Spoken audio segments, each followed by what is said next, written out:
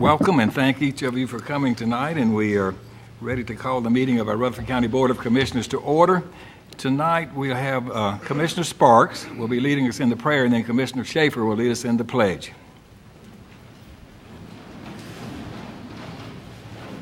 Bow with me, please.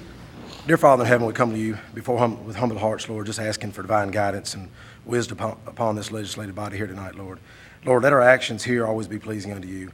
Lord, let those actions of the folks that's in attendance always be pleasing unto you. Lord, thank you for leadership of our county mayor, Ernest Burgess, Lord. Thank you for the example of a fine man that he has set forth before other commissioners in this county, Lord. Lord, be with our leaders across this county, Lord, leaders across this state, leaders across this country, Lord, and be with our president, Lord Jesus. Even though we disagree with him, Lord, we need to pray for him, Lord.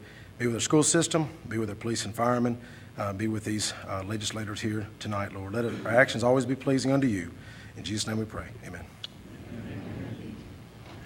Please join me in honoring our flag. I pledge allegiance to the flag of the United States of America and to the republic for which it stands, one nation, under God, indivisible, with liberty and justice for all.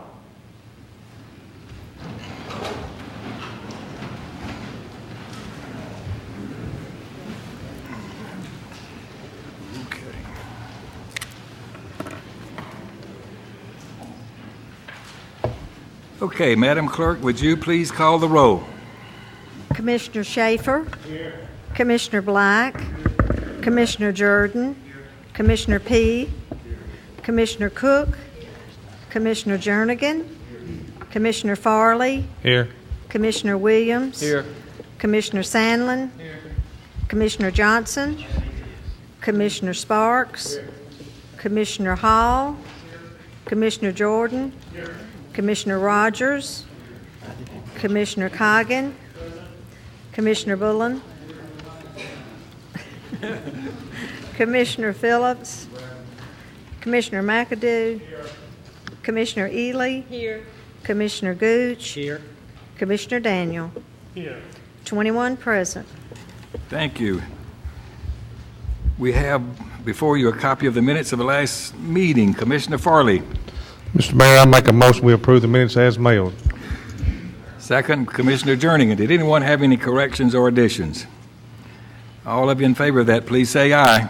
Aye. Any opposed? That is unanimous. Okay, we have a resolution of appreciation, and our director of our Rutherford County Archives, Mr. John Lodel, and will come forward and he will introduce Mr. Don Detweiler and read this resolution. Thank you, Mayor, Commissioners. As most of y'all know, we have a very strong archives department in this county, but a very small staff. And the only way I can pull off my job that I do is with a great dedicated team of grad students, both paid and unpaid interns, and a great team of volunteers. And now, most of my volunteers, they come in a couple hours a day, once a week, and it's great. I really appreciate it. And if Gwen Boyd's watching, thank you very much for doing that. But I have one gentleman in particular, a guy by the name of Don Detweiler, or if Don will start heading this way, he's way in the back. Don has been with us 10 years, 30 hours a week as a volunteer, unpaid. And tonight, the mayor and the county commissioners would like to recognize Don and give him a resolution of appreciation. So, come stand over here.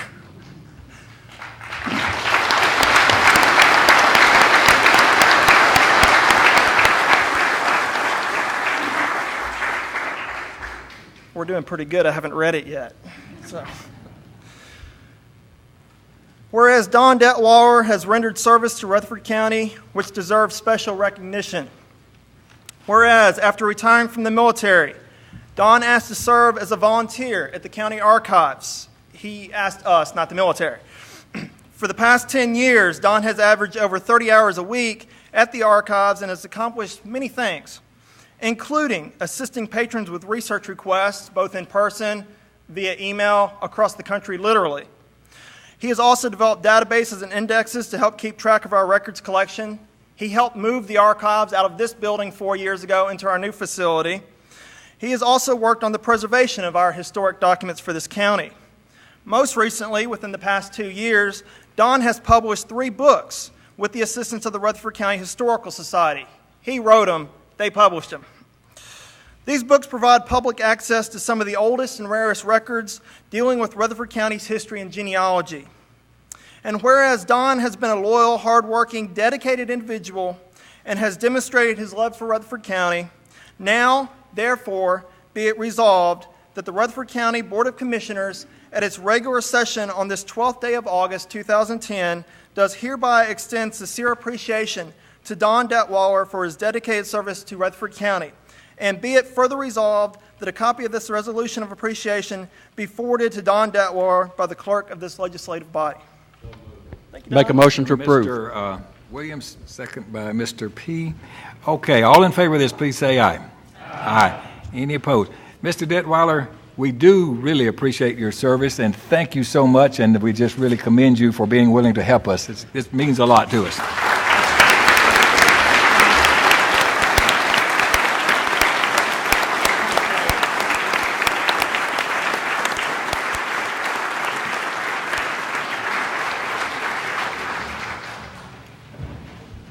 Okay, next we're going to call on Commissioner Sparks for 2 resolutions of recognition.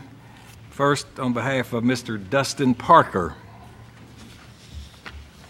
If I can call on Miss Tammy Sandlin and Dustin Parker to come forth, and Smyrna Principal Mr. Rakes, if he'd be willing to come forth.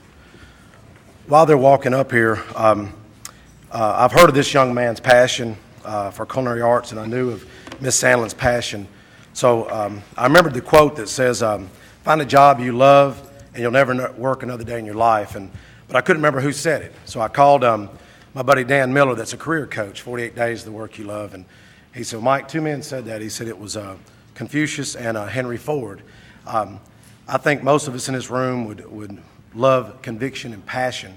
And that's what I like about these folks. And also Mr. Rakes, who is my principal, my son's principal, and my father-in-law's principal. So there's three generations there, you know. I'll start off with this resolution of recognition for Mr. Dustin Parker. Whereas Dustin Parker recently received the 2009 Secondary School Student Culinary of the Year Award, and whereas Dustin was a 2010 graduate of Smyrna High School, and whereas Dustin competed in the FCCLA Culinary Arts State Competition 2 years, placing 4th and 7th of approximately 18 schools each year. And whereas Dustin has been an active ACF member, and his teacher, Miss Tammy Sandlin, described him as always willing to volunteer, be a persistent leader, devoted and talented. Whereas he was in ROTC for 4 years and was very active in the drama club, Spanish club, and plans to attend the Art Institute in Nashville and major in culinary arts. Now therefore be it resolved that the Rutherford County Board of Commissioners at its regular session on this 12th day of August 2010 do hereby extend the resolution of recognition to Dustin Parker in recognition of this receipt of the Secondary School Student Culinary of the Year Award, and we wish him much success in all his future endeavors. Congratulations.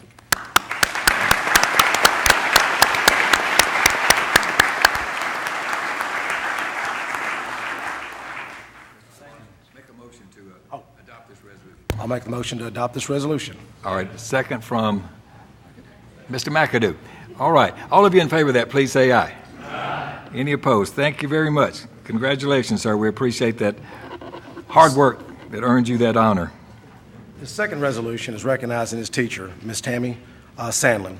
Whereas Tammy Sandlin recently received the 2009 Middle Tennessee American Culinary Federation Educator of the Year Award, and whereas Tammy has been the culinary arts instructor at Smyrna High School for 7 years, whereas this award pays tribute to an active culinary educator whose knowledge, skills, and expertise has enhanced the image of the professional chef, and who hereby example has given leadership, guidance, direction to students seeking a career in the culinary profession. And whereas Tammy has demonstrated the ability to help students and develop their careers by using their skills, abilities to provide a strong foundation for their future success. And whereas Tammy has competed against other local high school teachers as well as college instructors to receive this award, whereas Tammy is an active member of the Middle Tennessee American Culinary Federation, takes an average of 10 to 20 students to monthly meetings in Middle Tennessee, and whereas the Smyrna High School Culinary Arts Program won the 09-2010 TAT FACS Program of the Year Award presented by the Tennessee Association of Teachers of Family and Consumer Sciences, and whereas her culinary arts program has competed in the Soup Sunday competition for the last 5 years and had many winners. They have catered for many local events, including the Chamber of Commerce BEP program, Rutherford County Board of the local Republican Party, and the biggest catering event was for 500 people attending the Smyrna High Honors Banquet. And whereas Tammy is active in many professional organizations, such as the TAT FACS and the NAT FACS, has served at the national level as local arrangements chair and was awarded the TAT FACS Outstanding Teacher of the Community Service. And whereas Tammy is married to Commissioner Steve Sandlin and is the proud mother of 2 children, Savannah and Wesley, and now therefore be it resolved that the Rutherford County Board of Commissioners at its regular session on this 12th day of August 2010 does hereby extend this resolution of recognition to Ms. Tammy Sandlin in recognition of her receipt of the 09 Middle Tennessee American Culinary Federation Educator of the Year and her dedication and commitment to the students at Smyrna High School. Congratulations.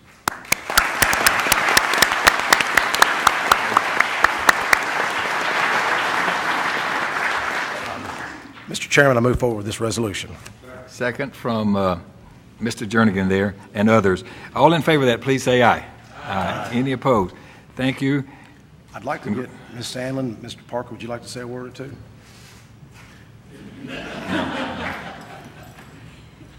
It's an honor for you guys to represent, to honor our school's program. We are one of 5 in Rutherford County, and I am one of 592 teachers in Tennessee, and it is a great honor for me to have received these awards this past year. Without my dedication of my students and my parents and my principal, Robert Rakes, there's no way we could be successful with our program, and I appreciate your help. Thank you very much, and congratulations. I want Mr. Rakes to say a word or two. I wasn't planning on saying anything, but Mrs. Sandlin is a great teacher. When we hired her a number of years ago, you look back and you see some people you wish you had not hired, but in this case with Miss Sandlin, it was a great joy, and I really did a good job, so I pat myself on the back on her. But to give an example of the type person she is, we have a banquet each year at our school, and it's between 400 and 500 of our parents and students come, and she and her students prepare the food for that event and do an outstanding job. And then most of you know it's very hard to get people to work a lot of times, but these kids have done this for a number of years, and they're really complimentary to our school and to each other. And I might say for Dustin, not only is Dustin a great in culinary arts, but he's also a great Christian, and that's more than important. Thank you. Thank you.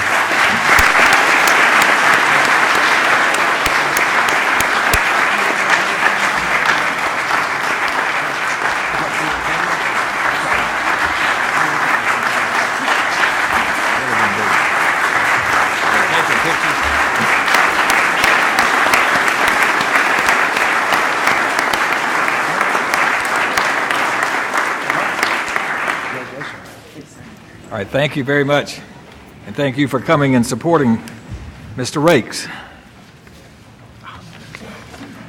I need that.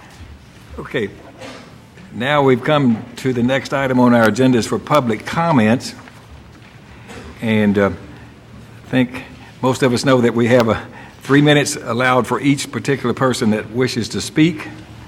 We have a number of people signed up. And we'll remind you that at 6:30, we have to actually go into our public hearings part of our agenda, and then we'll come back and finish the public comments. So first on our list for public comments tonight is Ronnie Shaw.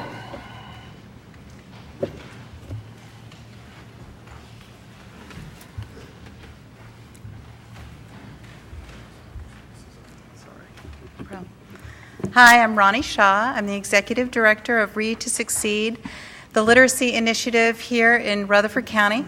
Thank you so much for your time tonight. I really appreciate it. Read to Succeed has many programs in the county that we do to support people who need help with their reading. That includes family literacy programs in our schools, as well as an adult literacy program where we provide tutoring one-on-one to adults.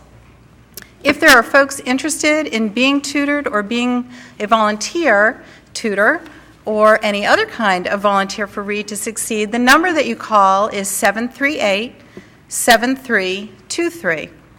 We also, as you know, do large public events to celebrate the written word.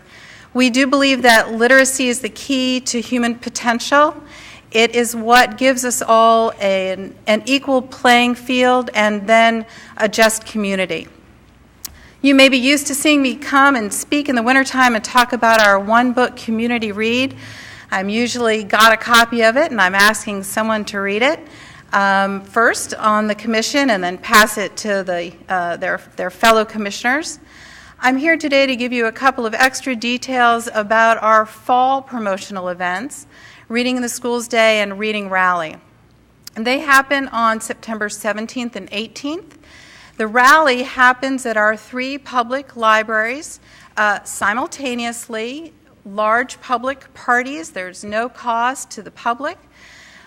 We have readers, storytellers, musicians, magicians, favorite storybook characters, great door prizes, a chance to get in your library and really appreciate it.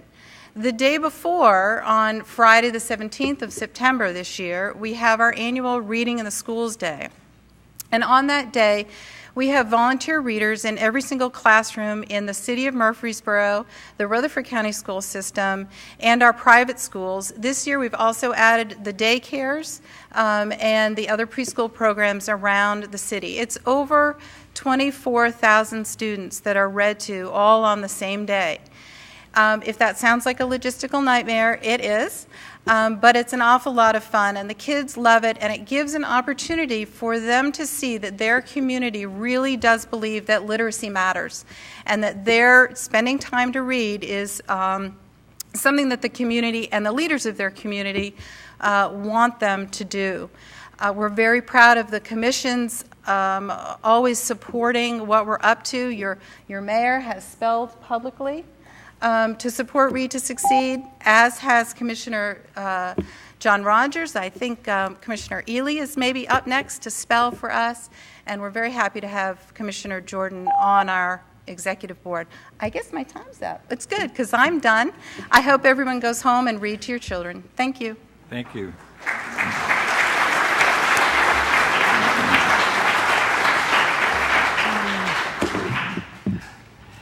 Next, we have Mr. Darrell Whaley. Come forward and please give us your name again and your address, please. I am Darrell Whaley, and Mr. Mayor and Commissioners, I appreciate the opportunity to speak, and I believe I speak for thousands of people from Rutherford County. I am for religious freedom. I love Muslims. Let me tell you why I'm for religious freedom. John Jay, the first Chief Justice, and he knew exactly what this country was all about. And he believed that religion and public morality are inseparable. This is a statement he made. No human society has ever been able to maintain both order and freedom, both cohesiveness and liberty, apart from the moral precepts of the Christian religion applied and accepted by all classes.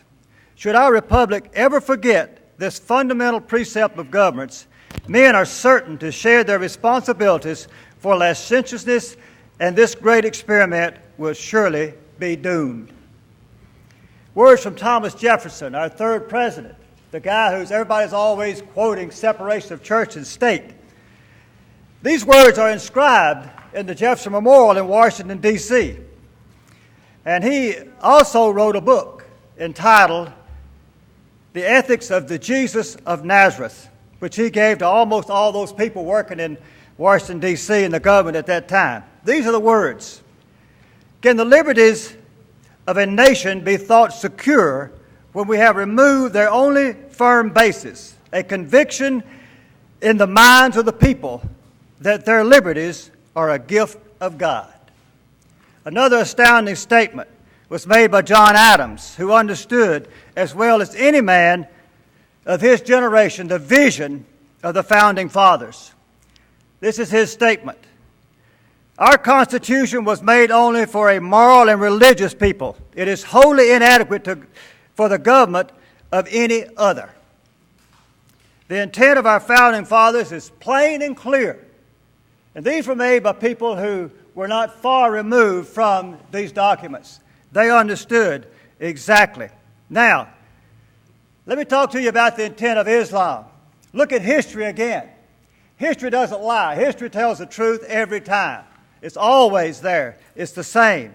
Look at the history of Islam. Look at the statements that it's making in all the countries where it rules and reigns, and that is the intent right here in Rutherford County and in the United States of America. And whether you want to believe that or not, that's okay, but I want you to check out history. I want you to investigate that, and you'll see.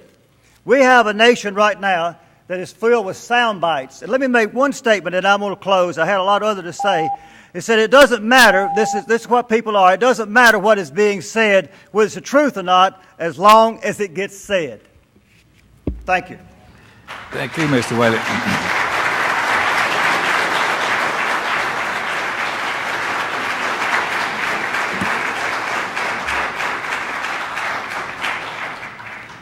I would like to respectfully ask that we refrain from showing our expression of gratitude or otherwise. That will allow us to have more people to speak, if you would, please. So thank you anyway. Mr. Foy Smith would be next.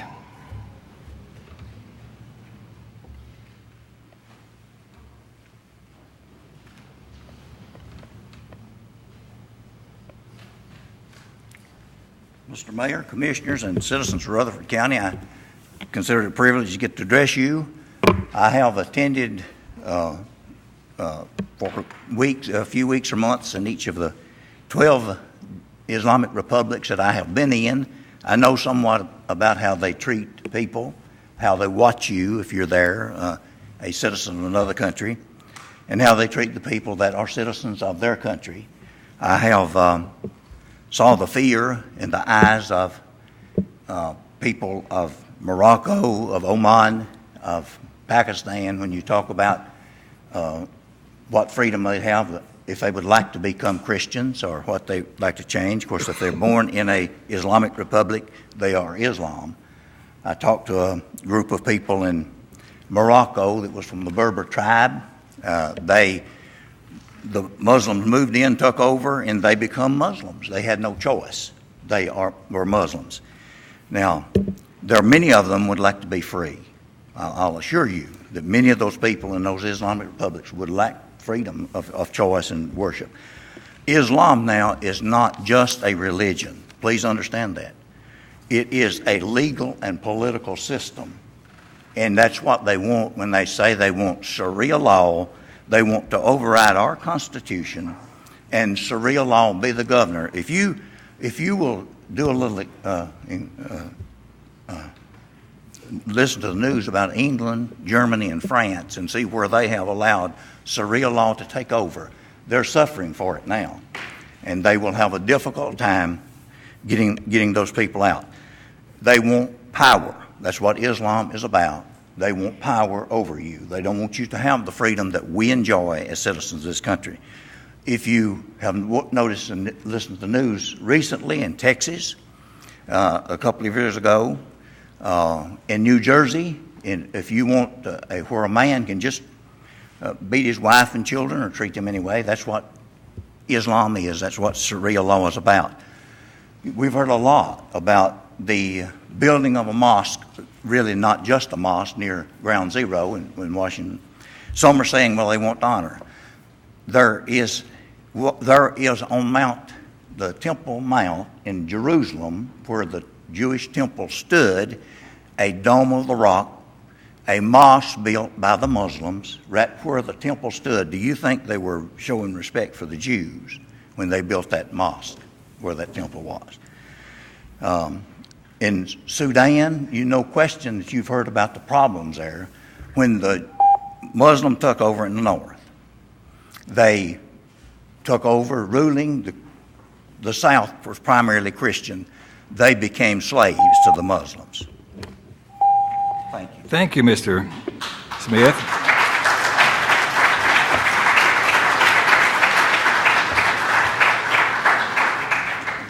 Next, we have Mr. Kevin Fisher.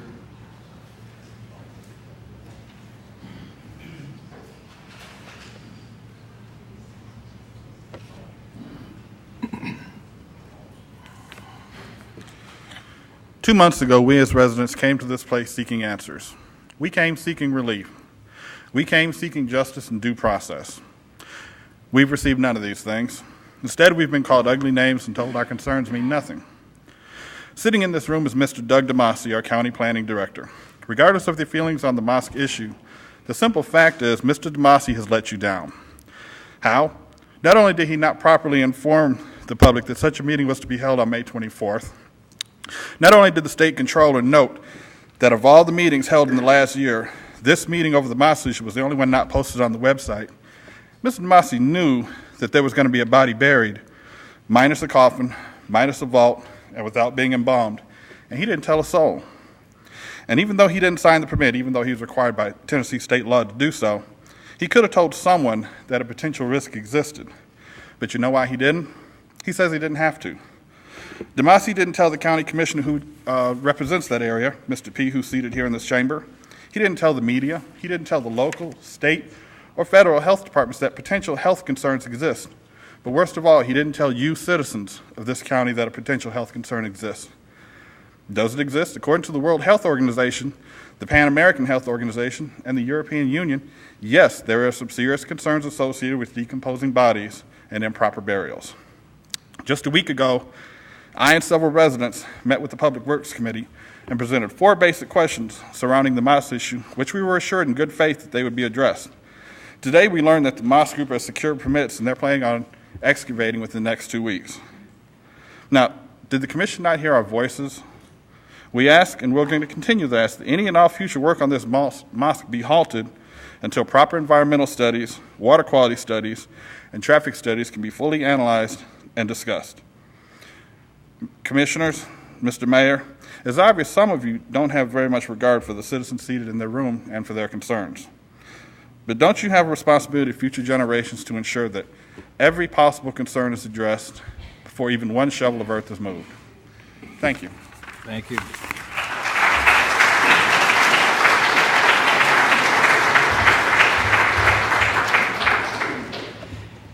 Okay, we won't have time for another one before we must start these public hearings that are scheduled for 6:30. So with that said, we will start the public hearings, and the first one is a rezoning and conditional use permit request 10-A009 by Kelly Adcock, and the location is 1587 Compton Road. The existing zoning is R15.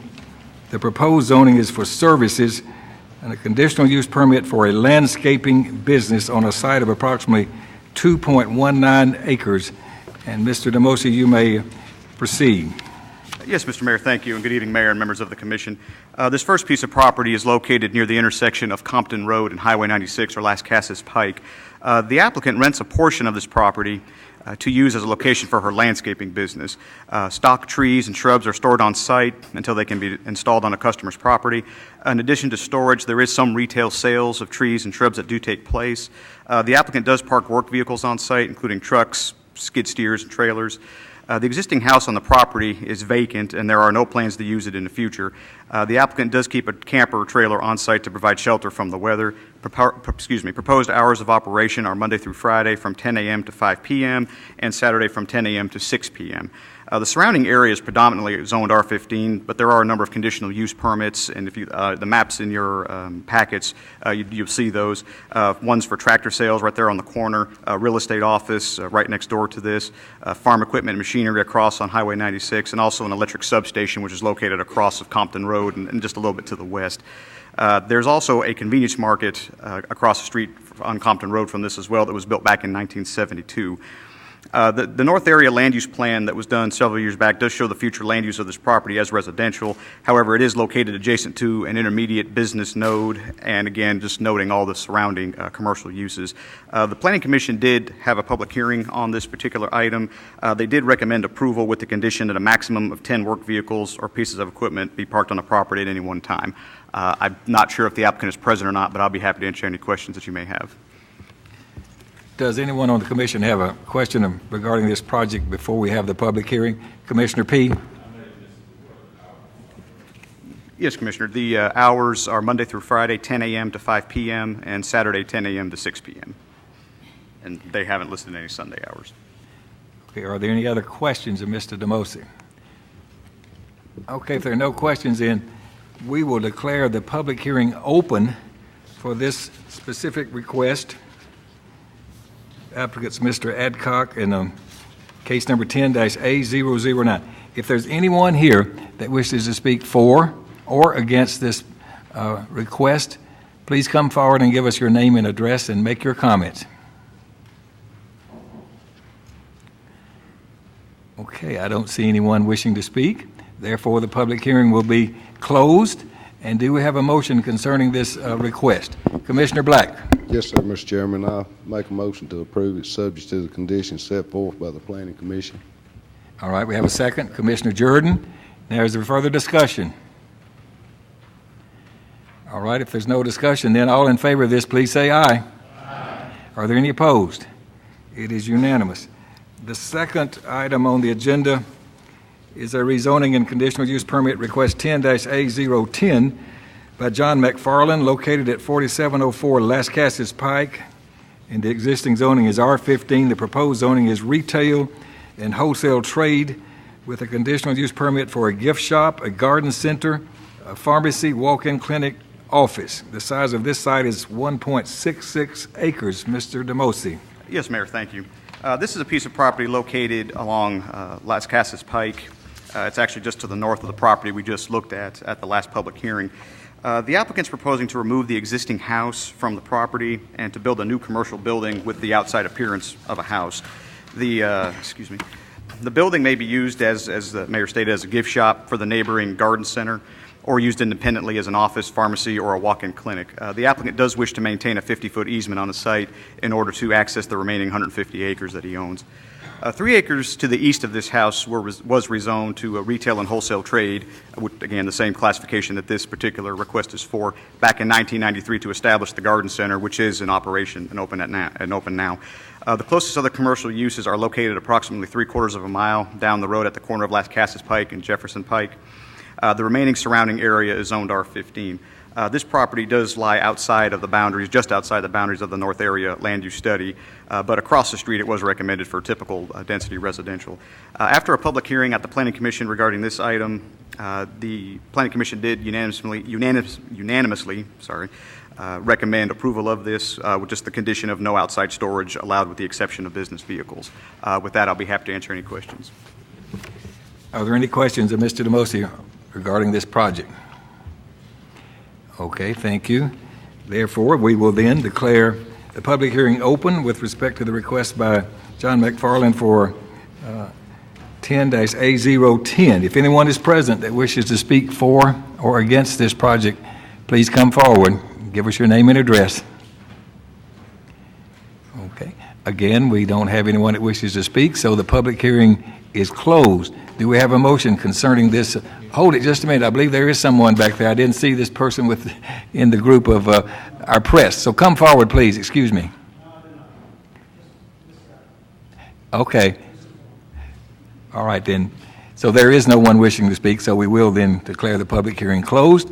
Do we have a motion concerning the request? Mr. Black. Yes, sir, Mr. Chairman. I make a motion to approve subject to the conditions set forth by the Planning Commission. All right. Second, Commissioner Schaefer. Does anyone else have any discussion regarding this project and this request? If not, all of you in favor of this, please say aye. Aye. Are there any opposed? Motion carried then, unanimous. Thank you very much. All right. Well, we had 4 people that were able to speak, and so that leaves us at least time for 6 more unless you choose to go a bit further. So the next person we request to come forward is Mr. Pete Dowdy. Mr. Dowdy. Yes, he is here.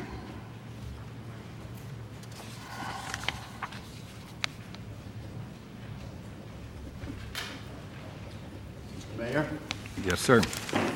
Commissioners, Pete Dowdy, Night Drive, Murfreesboro. Freedom of religion.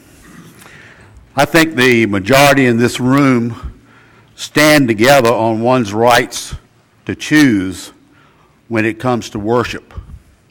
In my opinion, the problem here is not religion. The problem, it's what's driving the religion of Islam. The problem is Sharia law. With Sharia law comes demands on non-Muslim communities and our way of life that has to conform to theirs, or we become bigots and racist. Everyone here should read our Constitution, information on Sharia law, the Holy Bible, and then the Quran if they choose to.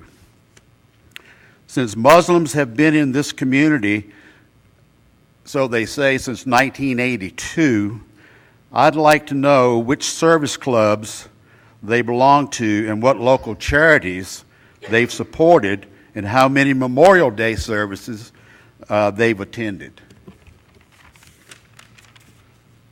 Each and every one of you guys and ladies, you owe it to the community and the United States of America to use some common sense when there's a force of any kind hell-bent on changing this country to suit them.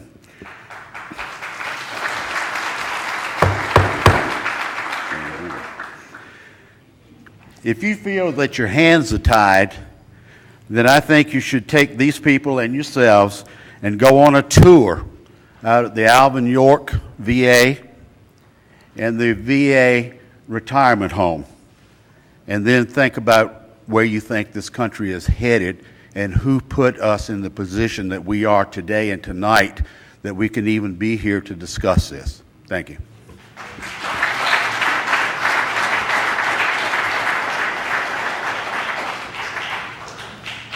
Lori Cordoza Moore. Thank you, Mayor and Commissioners. As Mayor and County Commissioners, you have a duty to protect the public safety of citizens under your charge in this country and this county. And the citizens have a civil right to such protection. This is the primary and fundamental job of government. You have a duty to investigate and determine whether it is foreseeable that the proposed building of this facility would serve as a threat to the public safety of the citizens of this county. There have been multiple issues raised regarding the facility, including more recently one of the current board members, Massad Rawash, and his ties to the terrorist organizations like Hamas. Since the June 17th meeting, the imam at the mosque admitted that one of its board members had ties to extremist groups and was asked to step down. That should have immediately raised a red flag to spur the mayor and county commissioners to investigate the community's concerns. In fact, after speaking with Major Chuck Thomas of the Rutherford County Sheriff's Department, he stated this afternoon that the investigation on Rawash is still ongoing with Homeland Security and the FBI. Despite what the DNJ reported, he has not been cleared yet. They have yet to determine if hate crime laws or the Patriot Act were violated by his postings on MySpace. And more recently, 3 individuals from this community have approached me stating that they received death threats from members of this Muslim community in the past, one of which is a former imam. The threat was made because of his conversion to Christianity. In Islam, he is considered an apostate and is subject to death. These witnesses are prepared to provide a public statement and testify under oath should duty call. Unless you perform a full and thorough investigation into the identities and records of the applicants, the rest of the members of the corporate board, the officers of the corporation, the employees, the attorneys assisting the corporation, the advisors and donors to the mosque, to which you have a duty to investigate to ensure that this certain mosque does not pose a threat to the public safety of the citizens of the county. Any failure to engage in such action will result in a lawsuit against both the county and you as county commissioners individually without immunity and with attorney fees payable by you to the prevailing plaintiffs in such suit under federal law 28 U.S.C. section 1988.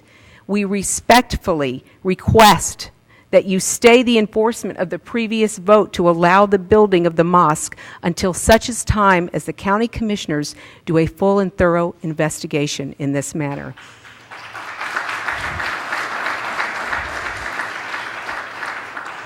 It is your duty as our elected officials. Failure to investigate this matter is not only a violation of the duty of the county commissioners, but will also result in potential legal liability for this commission. Thank you.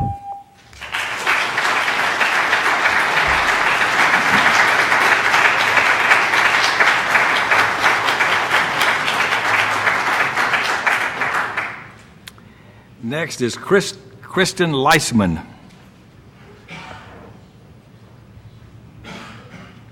Is this Kristen Leisman, a Leisman? Is this person in the audience? I don't believe so, so we will move to the next person. And that is Yvonne Smith. Yvonne Smith. I don't see Ms. Smith coming forward. I don't believe, is it Yvonne Smith? Is this not this lady there? Okay. All right, so we'll move to the next person. And that is Elizabeth Coker.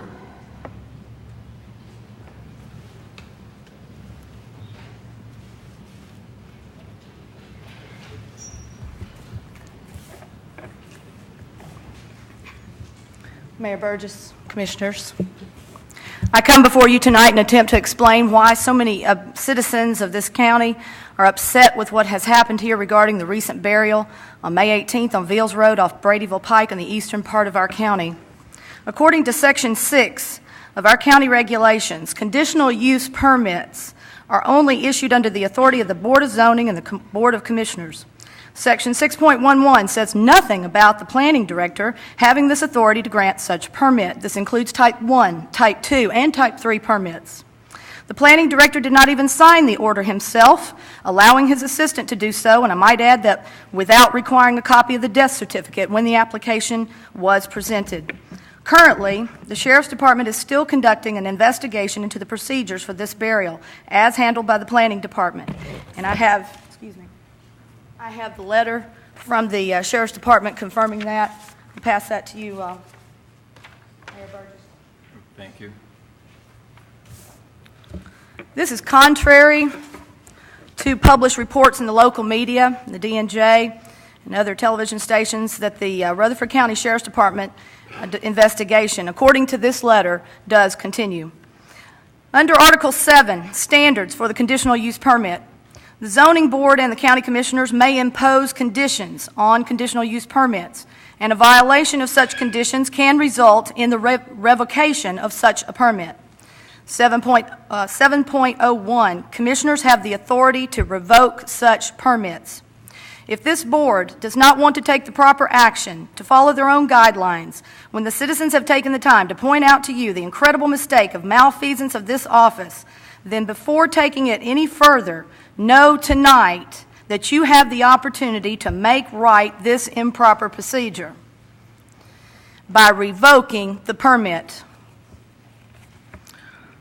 Again, I want to make sure that you understand, I feel very sorry for this family. I am angry and disgusted at the dilemma the planning director of this county has placed us in today. The burial was illegal and should never have been approved. 6 days before the site plan was approved, the ICM compound went to the Planning Commission on May 24th, and a person was buried on this land despite the fact that the ICM had withdrawn their plans for an official cemetery. The reasons cited were due to a lack of the minimum of acreage required for the cemetery and because of the specified variance required for the boundary line. Today, the burial site does not appear to be located at the correct setback from the boundary line to the adjoining property. I urge you to evaluate and rectify this situation by the only course of action that is logical. Thank you very much. Thank you.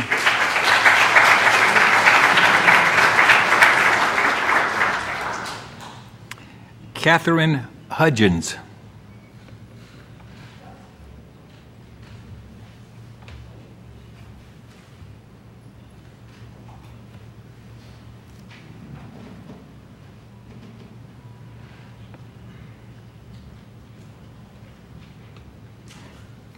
Oh, I thought that was Catherine Hudgens. Catherine Hudgens? I don't believe she's coming forward. James Estes.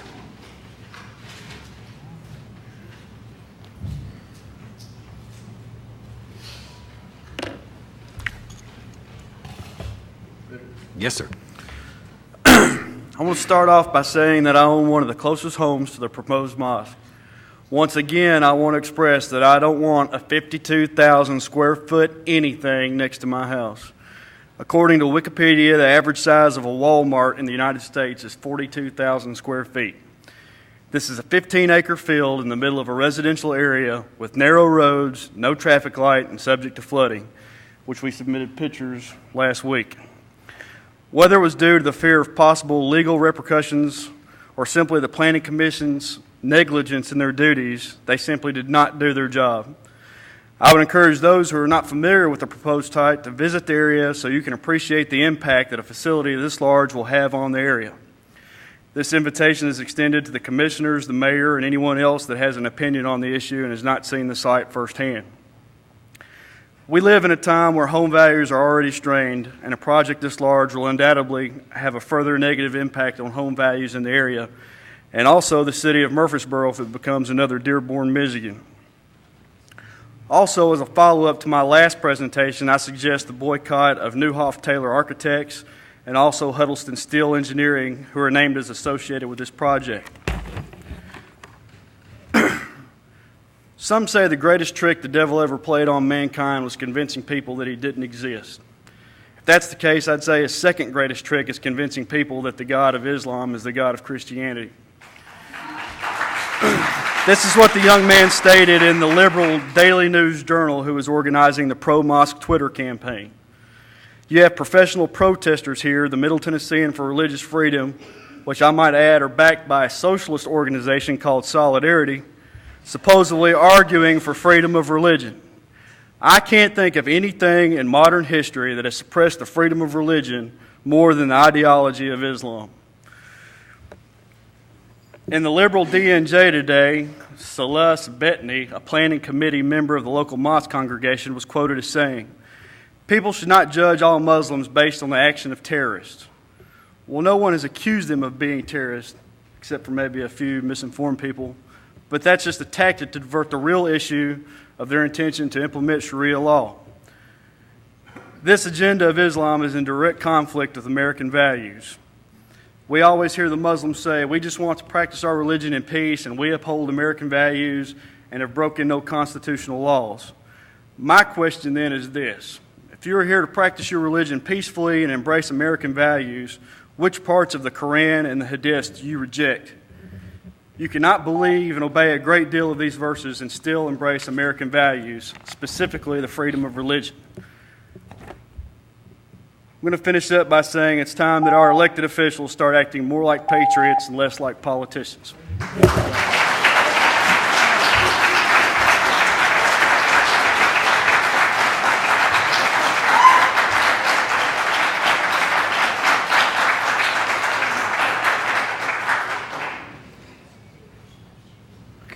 have time for one more in the allotted time. Sally Wall.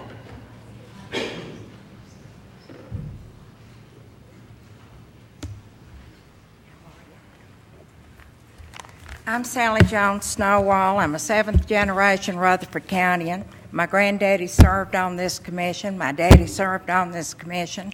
My daughter was a city councilwoman for 8 years. My sister-in-law, Tina Jones, served on this commission. I love this country, and I love this county. I love this community, and I know you all do too.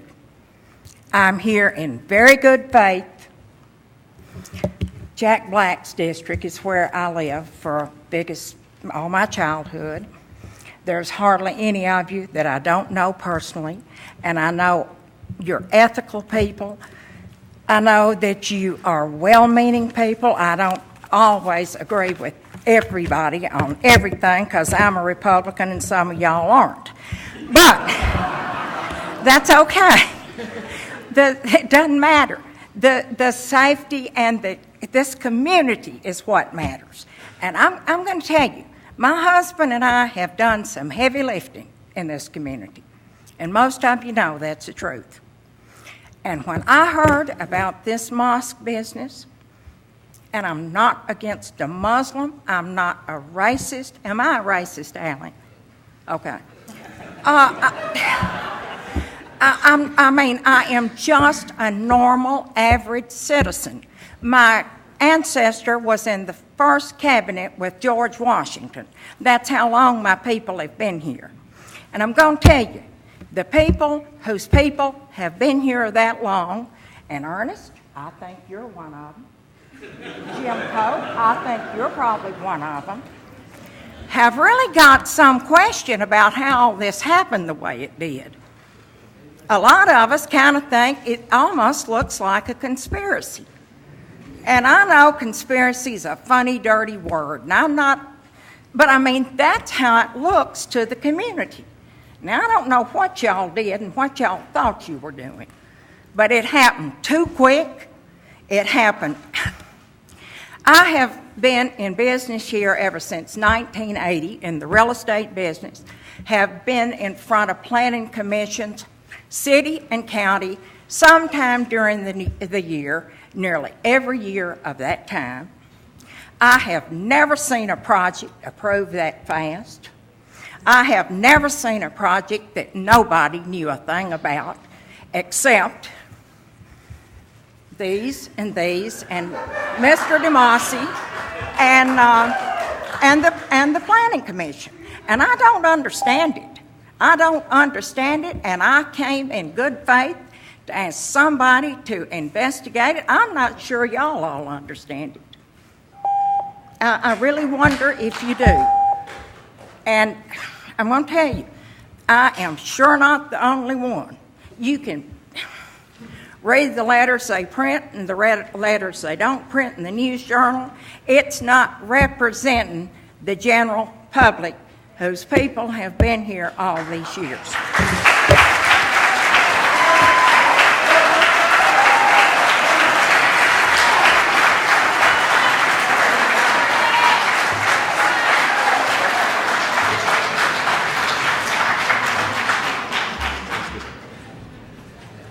Commissioner P.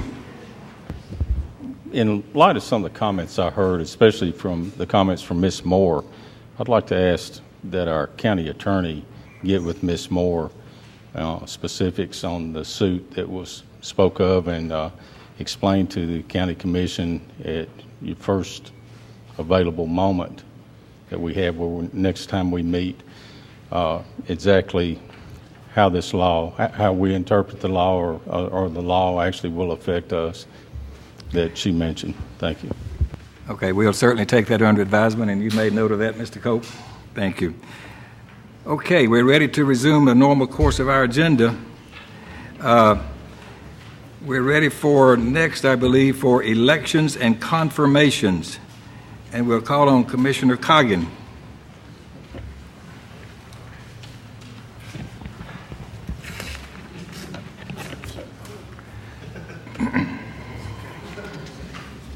Thank you, Mr. Chairman. First on the list is to elect notaries. You all received a list of those notaries. Mr. Chairman, I move for their approval. Motion second by Commissioner Sandlin. Any discussion? All in favor, please say aye. Aye. Any opposed? Thank you. Secondly, we need to fill 2 vacancies on the Codes Enforcement Adjustments and Appeals Board. The steering committee received 3 applications for that board, and we'd like to recommend Joe Machado and Robert Warren for their approval. Mr. Chairman, I move for their approval. Second by Commissioner Farley. Any discussion? All in favor of that, please say aye. Aye. Are there any opposed? Thank you. We need to announce a vacancy on the Codes Enforcement Board to fill the unexpired term of Carl Allen to expire September 2012. Also, we need to announce a vacancy on the Board of Zoning Appeals. We also need to announce a vacancy on the Beer Board, as well as an alternate vacancy on that board.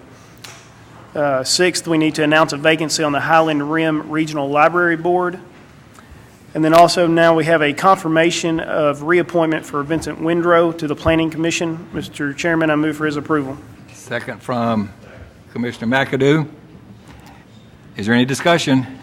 All in favor of that, please say aye. Aye. Any opposed? Thank you.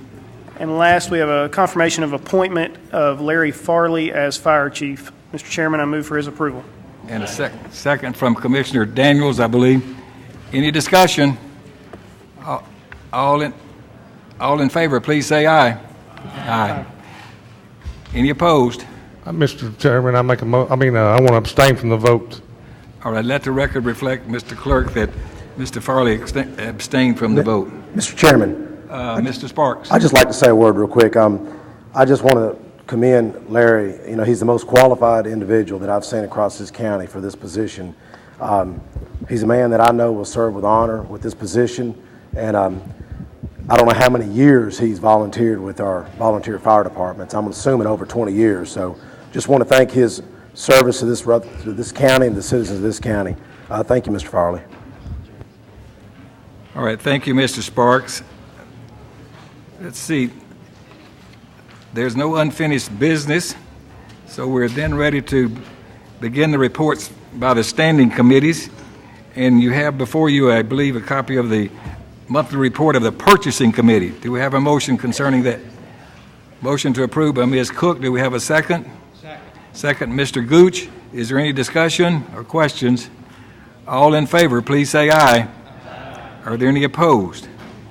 All right, thank you. Now we're ready for the Budget, Finance, and Investment Committee. Commissioner Ely.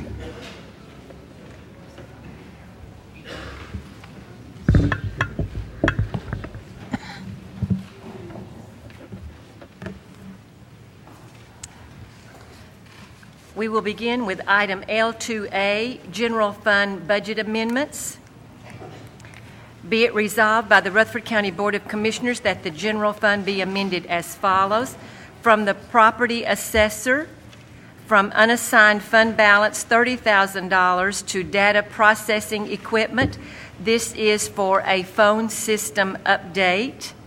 From the county clerk, restricted for finance $2,500 to data processing equipment for a backup server and to upgrade current computers.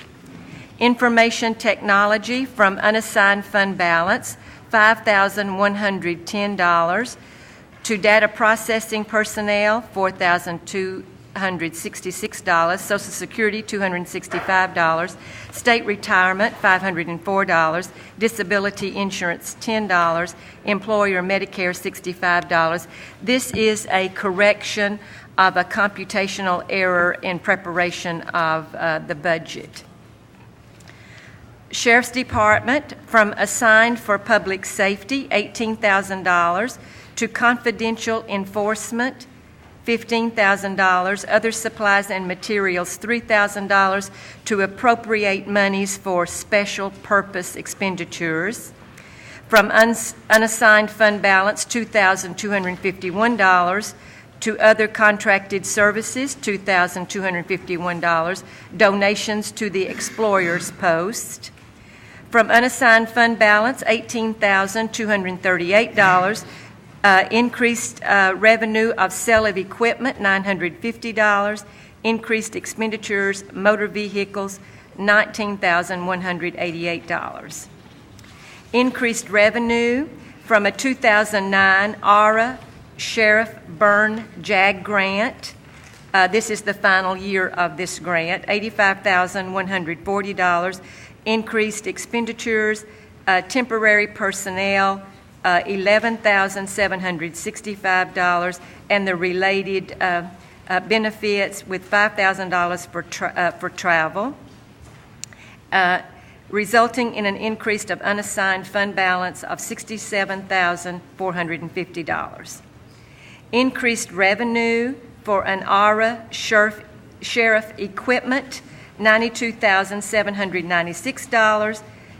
Increased expenditures for law enforcement equipment, $92,796.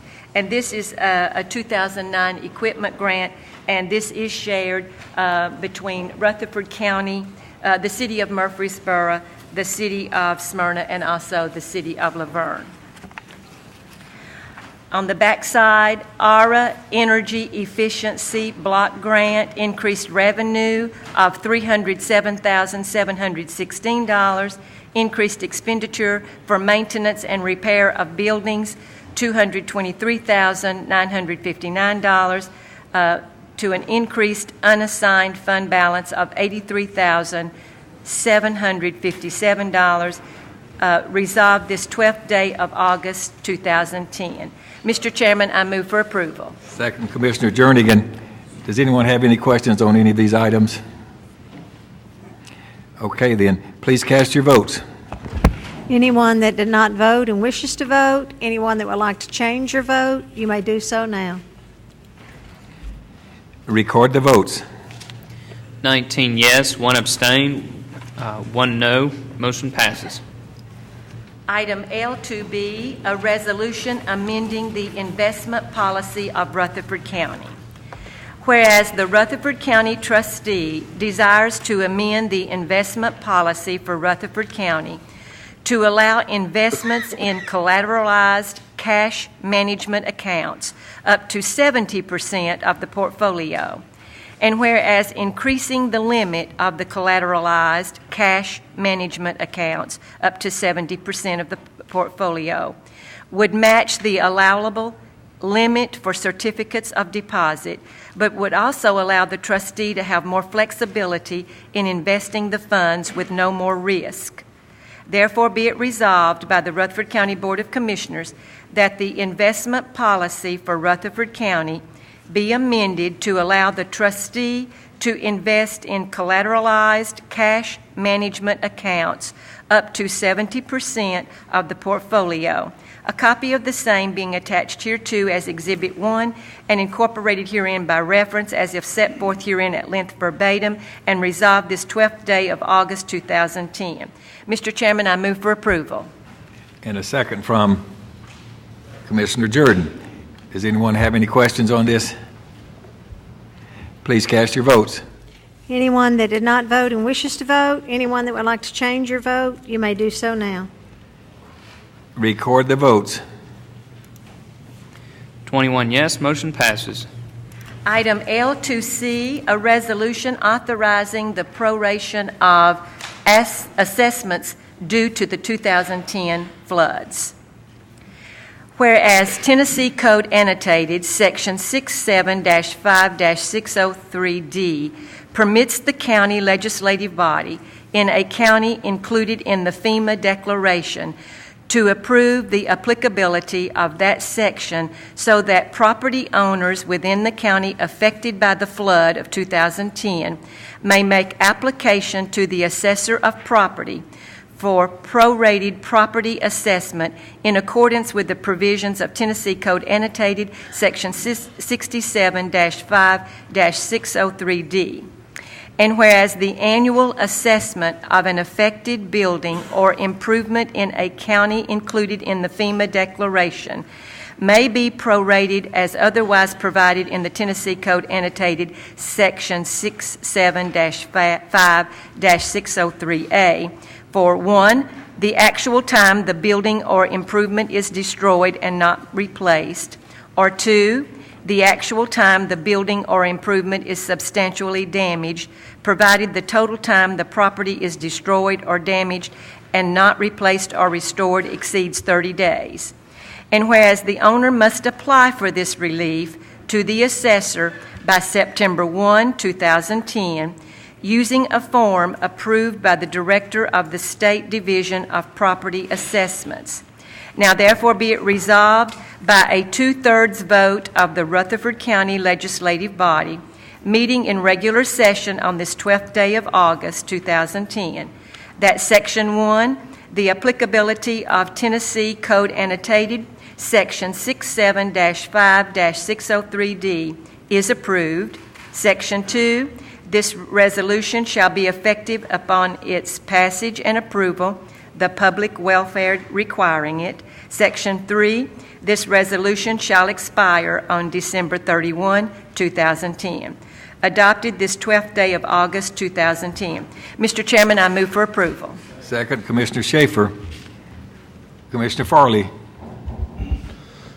This is all well and good, and it's going to help out the people that are affected by the flooding, but who is going to notify the people that are affected? Is the property assessor's office going to notify them? Will they'll know this is available to them? Well, they'll know it by listing me on, by seeing all of this on our website, but it's their responsibility, and we can get EMA to potentially follow up. They have to have substantial damage, which means it has to be more than 50%. Right. We think there's a very small number of these people, but we can make some effort to reach out to those people that might be in that category. Right, because some of those people is not going to know it, and I'd like to somehow we are able to notify those people where they can get this assistance. So. Okay. All right, we'll make a note of that, and I will talk to our emergency director to see if we can at least reach out to those that probably in this category. Any other questions? Okay. Since this does affect budget, we will just please cast your votes. Anyone that did not vote and wishes to vote, anyone that would like to change your vote, you may do so now. Record the votes. 21 yes, motion passes. Item L2D, a resolution authorizing the proration of tangible personal property due to the 2010 floods. Whereas Tennessee Code Annotated Section 67-5-606C permits the county legislative body in a county included in the FEMA declaration to approve the applicability of that section so that property owners within the county affected by the flood of 2010 may make application to the assessor of property for prorated property assessment in accordance with the provisions of Tennessee Code Annotated Section 67-5-606C.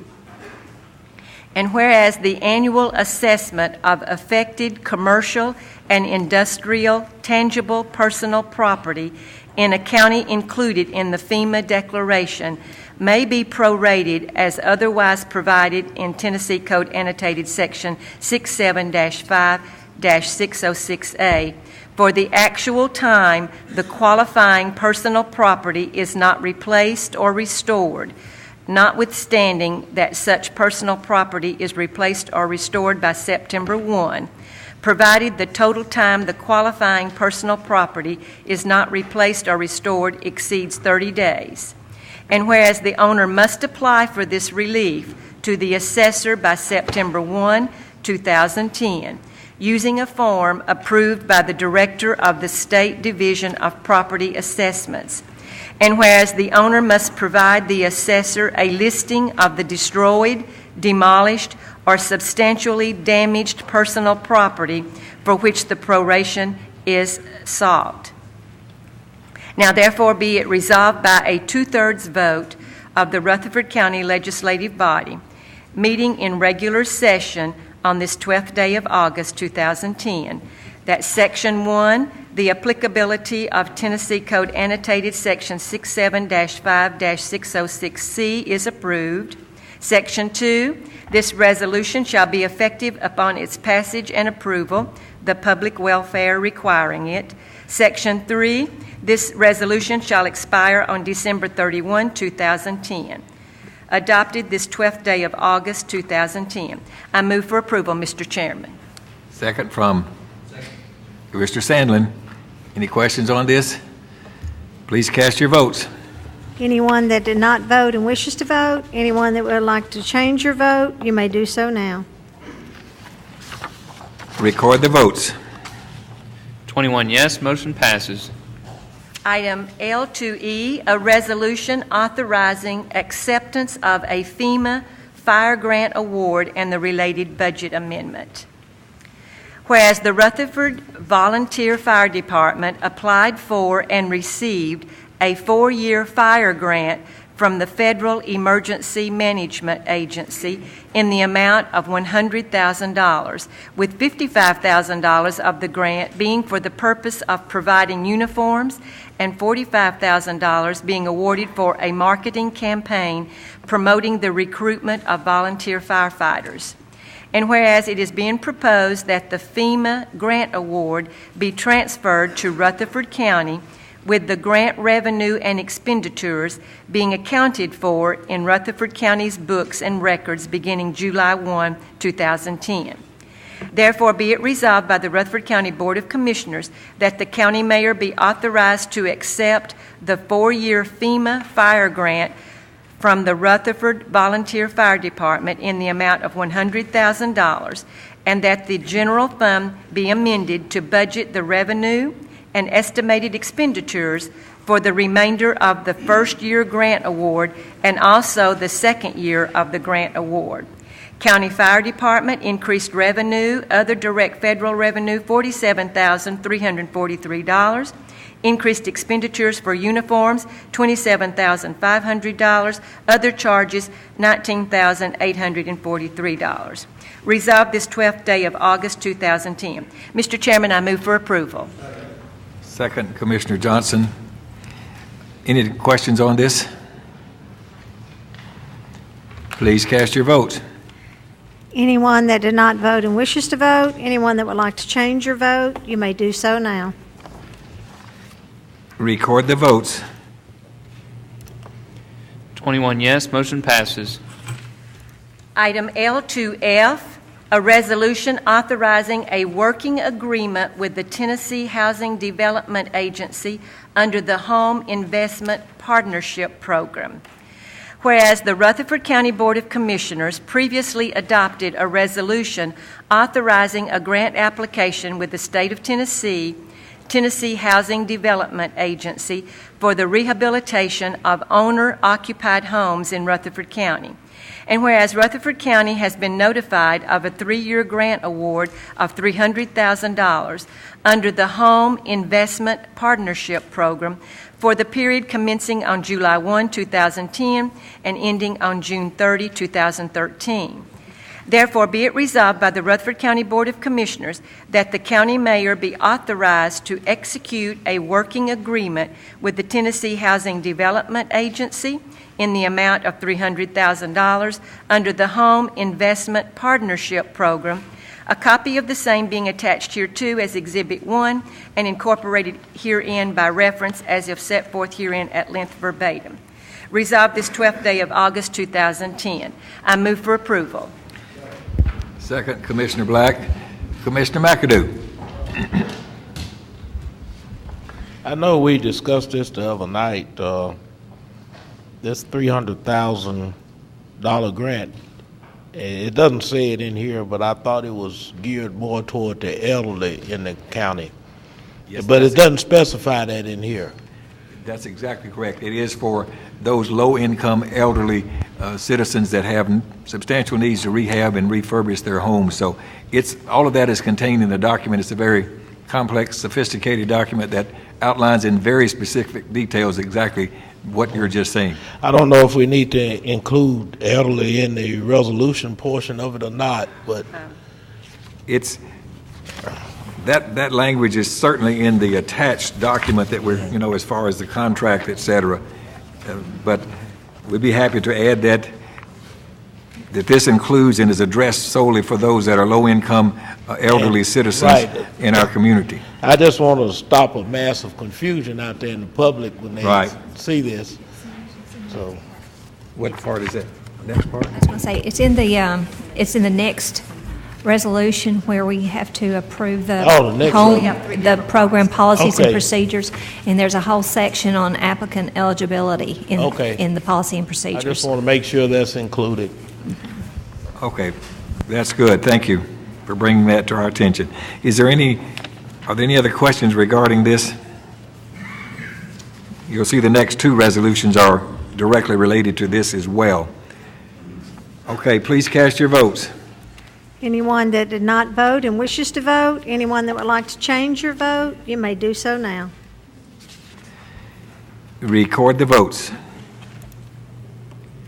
21 yes, motion passes. L2G, a resolution to adopt the home program policies and procedures for Rutherford County. Whereas Rutherford County Board of Commissioners approved a resolution to accept the Tennessee Housing Development Agency home grant in the amount of $300,000 on August 12, 2010, whereas the home program will make available financial and/or technical assistance for the rehabilitation of owner-occupied homes in Rutherford County. Whereas it is the desire of Rutherford County Board of Commissioners to adopt the home program policies and procedures to ensure applicant eligibility criteria in order to meet the qualifications for rehabilitation grant. Now therefore be it resolved by the Rutherford County Board of Commissioners, meeting in regular session on this 12th day of August 2010, that the attached home program policies and procedures for Rutherford County, Tennessee, are hereby adopted, duly passed, and approved this 12th day of August 2010. Mr. Chairman, I move for approval. Second from several, but Mr. P. Any questions on this? This is the second piece of the documents required. Okay, please cast your votes. Anyone that did not vote and wishes to vote, anyone that would like to change your vote, you may do so now. Record your votes. 21 yes, motion passes. Mr. McAdoo, if you'll notice on page 10-24 of that document, you'll see the applicant eligibility criteria, which describe there be low or very low income as defined by Section 8 income. Item L2H, a resolution authorizing the county mayor to execute a contract with Greater Nashville Regional Council for administrative and management services and assistance with the home grant and the related budget amendment. Whereas Rutherford County desires to enter into a contract with Greater Nashville Regional Council for personal, professional services relative to the administrative and management services and assistance of the Tennessee Housing Development Agency home grant for a fee of $21,000. Therefore, be it resolved by the Rutherford County Board of Commissioners that the county mayor be authorized to execute a contract with Greater Nashville Regional Council for personal, professional services for the administrative and management services of the Tennessee Housing Development Agency home grant. A copy of the same being attached hereto as Exhibit 1 and incorporated herein by reference as if set forth herein at length verbatim. Additionally, that the general fund be amended as follows: to recognize the revenue to be received from the grant and to appropriate the grant proceeds. Community development, increased revenue, $300,000, increased expenditures, contracts with public agencies, $21,000, and other contracted services, $279,000. Resolved this 12th day of August 2010. I move for approval, Mr. Chairman. Second from Mr. Daniels. Any discussion? Please cast your votes. Anyone that did not vote and wishes to vote, anyone that would like to change your vote, you may do so now. Record the votes. 21 yes, motion passes. Item L2I, a resolution authorizing additional funding for the city-county joint project relative to Florence Road. Whereas at the meetings of the Rutherford County Board of Commissioners on June 26, 2003 and June 10, 2004, resolutions were adopted authorizing funding and participating with the City of Murfreesboro in the reconstruction of Florence Road, with Rutherford County paying 50% of the actual cost of rights-of-way acquisition and 50% of the actual cost after deduction of any escrow received by the city. And whereas the original contract issued in May of 2006 for the Florence Road project totaled approximately $7,200,000. And whereas due to change orders, the amended contract at completion totaled $9,593,359. And whereas additional funding in the amount of $243,100 is needed in order to complete the Florence Road project, therefore be it resolved by the Rutherford County Board of Commissioners that additional funding in the amount of $243,100 be appropriated for the completion of the Florence project, and that the general fund be amended as follows: to provide a transfer to General Capital Projects Fund for the city-county road projects. Operating transfers from unassigned fund balance, $243,100, to transfers out, $243,100. Resolved this 12th day of August 2010. Mr. Chairman, I move for approval. Commissioner Gooch and Commissioner Jernigan both. Any questions? Please cast your votes. Anyone that did not vote and wishes to vote, anyone that would like to change your vote, you may do so now. Record the votes. 19 yes, 2 no. Motion passes. Mr. Chairman, I'd have Excuse me, Mr. Schaefer. a question on this. We have some other road projects that are out there, so to speak, that have come before the commission, and we've looked in the broader scale of things. Will they come back to the, I mean, we're talking several years ago and nothing's been done yet. Will they come back to the commission or a committee here of the commissions before we enact them? What I'm getting at is this one came in way over what we initially projected. And You're saying for projects in the future, will we know in advance if if they're... they're... We've already talked about, and I think, haven't we already put in the grand scheme of things, we have Joe B. Jackson for one, right, that type thing, haven't we already done some approvals on those? Will they come back to the committee of the commission or the commission before they are enacted? Well, that's a good question, and I haven't had to address this before, but we do have one other project, I believe the Joe B. Jackson extension of some sort, and there is an estimate on that. I think it's incumbent upon our finance director and me to follow up and see how much we have committed to, and we'll try to determine. I'm not even sure they've taken any bids yet on this, but we will try to get some current information prior to their actually letting of a contract. Okay. All right. Excuse me, Mr. Johnson. I'd just like to explain why I voted no on this. When it originally came before us, I fought against it. I wasn't for it because I said it was just a city project. And to this day, I still believe that. And I also stated then that there was no way they were going to do it for the cost that we were told, that it would be more money that'd come back to us, and that it's come. All right. Thank you. Okay, Mrs. Ely, then you may continue, I believe. Item L2J, an ambulance service fund budget amendment. This amendment is to convert repeaters to narrowband.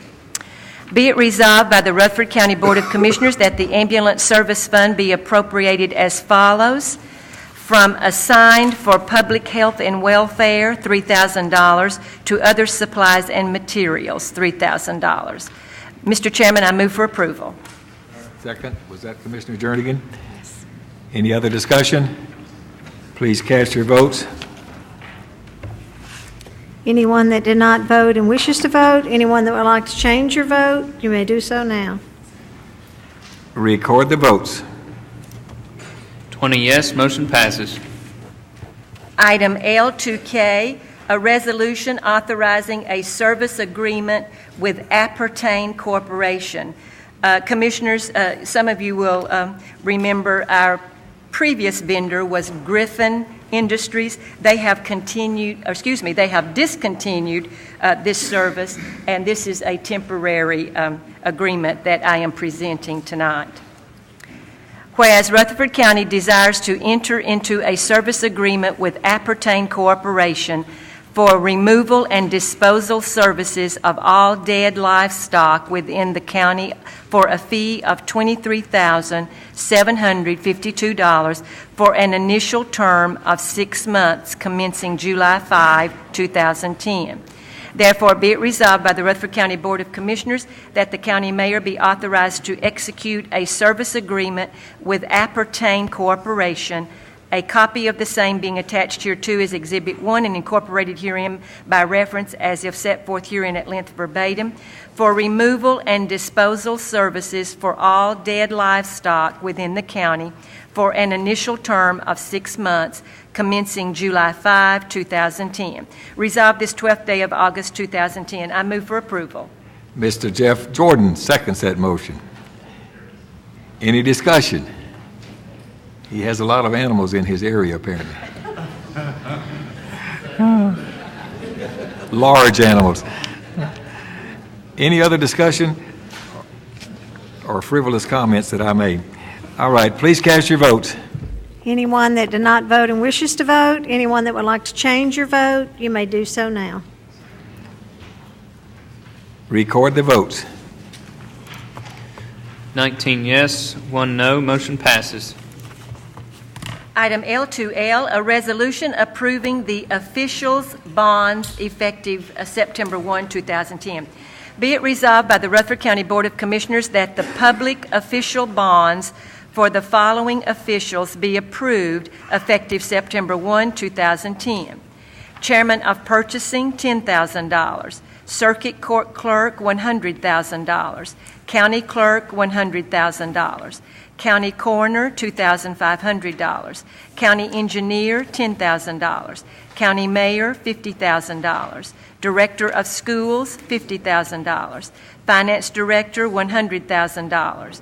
Register of Deeds, $100,000. Sheriff, $25,000. Trustee, $10,904,500. Resolved this 12th day of August 2010. Mr. Chairman, I move for approval. Second, Commissioner Rogers. You get points. There's the rating.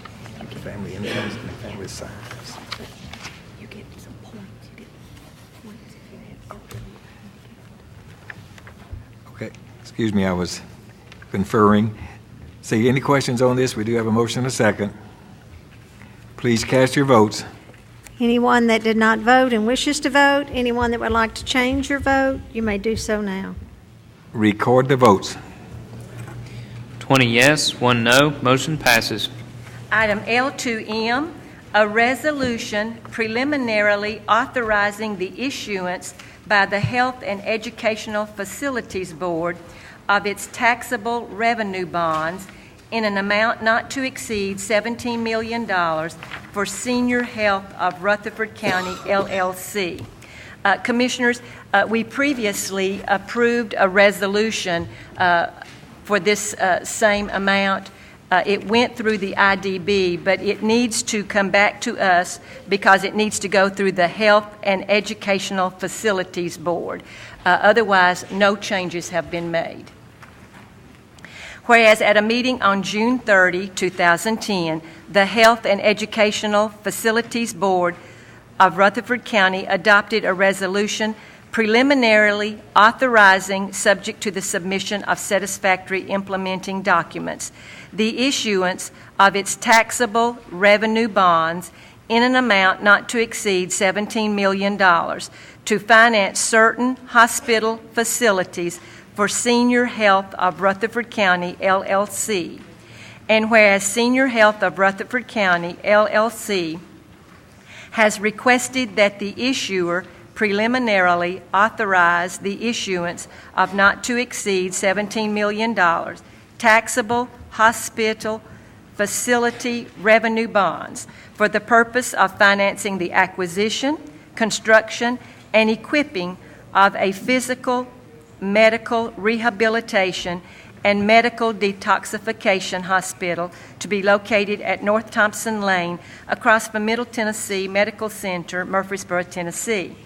Therefore, be it resolved by the Rutherford County Board of Commissioners that the county mayor and any other appropriate officials of Rutherford County, Tennessee, be and are hereby authorized to execute all necessary documents for the issuance of taxable revenue bonds by the Health and Educational Facilities Board of Rutherford County in an amount not to exceed $17 million for Senior Health of Rutherford County, LLC, in accordance with the resolution duly adopted by the Industrial Development Board of Rutherford County on June 30, 2010, a copy of the same being attached hereto as Exhibit 1 and incorporated herein by reference as if set forth herein at length verbatim.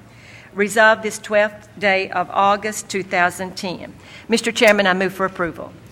And a second from Commissioner Sandlin. Any discussion or questions? Please cast your votes. Anyone that did not vote and wishes to vote, anyone that would like to change your vote, you may do so now. Record the votes. 21 yes, motion passes. Item L2N, a resolution authorizing the issuance of revenue bonds by the Industrial Development Board up to $54 million for NHK Seating of America, Inc. Commissioners, this is a new project, no obligation to the county. Whereas at the meeting on July 28, 2010, the Industrial Development Board of Rutherford County adopted a resolution authorizing the issuance of up to $54 million industrial development revenue bonds and the acquisition, construction, and equipping of the NHK Seating of America, Inc., for a proposed manufacturing facility to be located on Joe B. Jackson Parkway. And whereas the NHK Seating of America, Inc.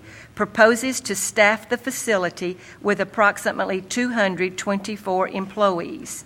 Therefore, be it resolved by the Rutherford County Board of Commissioners that the county mayor and other appropriate officials of Rutherford County, Tennessee, be and are hereby authorized to execute all necessary documents for the issuance of industrial development revenue bonds of up to $54 million in accordance with a resolution duly adopted by the Industrial Development Board of Rutherford County, Tennessee, a copy of the same being attached hereto as Exhibit 1 and incorporated herein by reference as if set forth herein at length verbatim.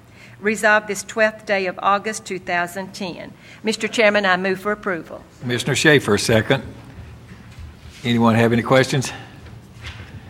Please cast your votes. Anyone that did not vote and wishes to vote, anyone that would like to change your vote, you may do so now. Record the votes. 20 yes, motion passes. Item L2O, a resolution authorizing funding for the construction of a fire station.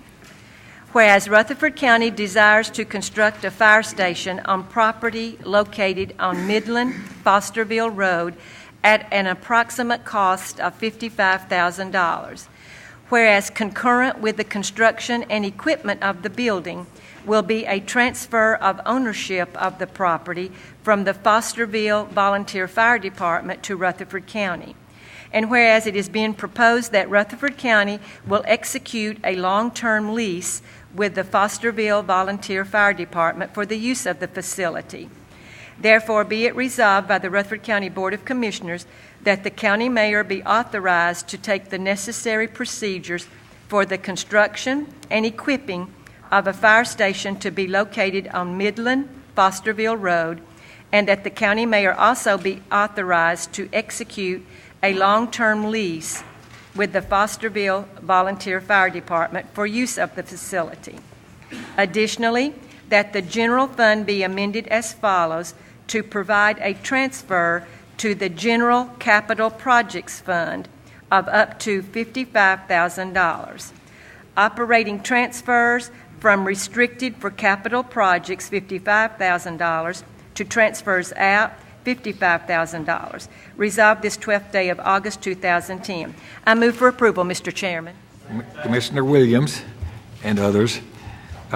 Any discussion or questions? Commissioner P. I know that they own that property now, and it'll be signed over to the county when we build the building there, if I'm not mistaken. But how many acres is in that property? Does anybody know? Commissioner Jernigan, do you know how many acres? 2 acres. We have a person in the audience. Thank you. Any other questions? Okay, please cast your votes. Anyone that did not vote and wishes to vote, anyone that would like to change your vote, you may do so now. Record the votes. 21 yes, 20 yes, motion passes. Thank you, Ms. Healy. Always a great job you've done there, getting us through a number of issues there. The Health and Education Committee, there is no report. Excuse me. Mr. McAdoo, before we move forward, I'd like to make a correction on the statement I made to you. I was not completely correct there. And after further review, it is on the home grant program that we have. Certainly it's income-based.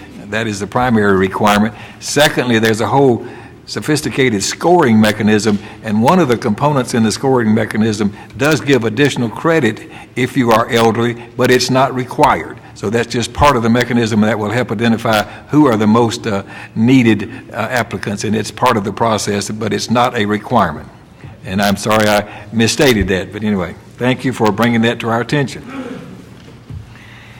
There is no report from the Property Management Committee. Excuse me, Commissioner Bullen. I would like to direct this question to Commissioner Johnson. Does he plan to call a meeting this month? Commissioner Johnson, he's asking, will we have a meeting this month? And you can respond, yes, sir, we do have 1 or 2 pieces of business we do need to go ahead and take care of. So we will have one more meeting. Thank you. Okay, thank you for that, asking that question. Now we're ready for a Public Safety Committee. Commissioner Farley.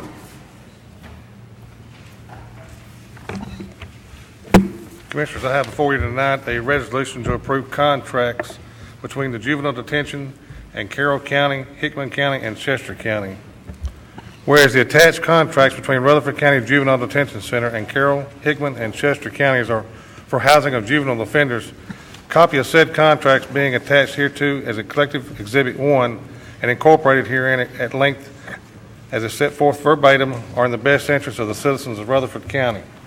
Now therefore be it resolved by the Rutherford County Board of Commissioners that the appropriate officials for and on behalf of Rutherford County be and hereby are authorized to enter into and execute for and on behalf of Rutherford County the contracts with Carroll, Hickman, and Chester counties for housing of juvenile offenders, resolved this 12th day of August 2010, and I so move, Mr. Chairman.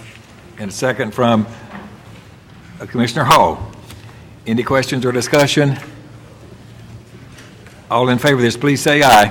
Aye. Are there any opposed? Thank you very much. Next, we'll call on Commissioner Rogers, Steering Legislative and Governmental Committee.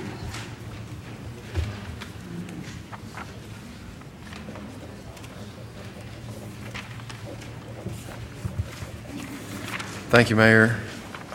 I'm acutely aware of constitutional issues and given the events, but I believe it would be cruel and unusual punishment to read this entire resolution. Okay. No, I don't think so. Excuse me, Commissioner P. Quick question. I know normally after a resolution is read, there's a motion made.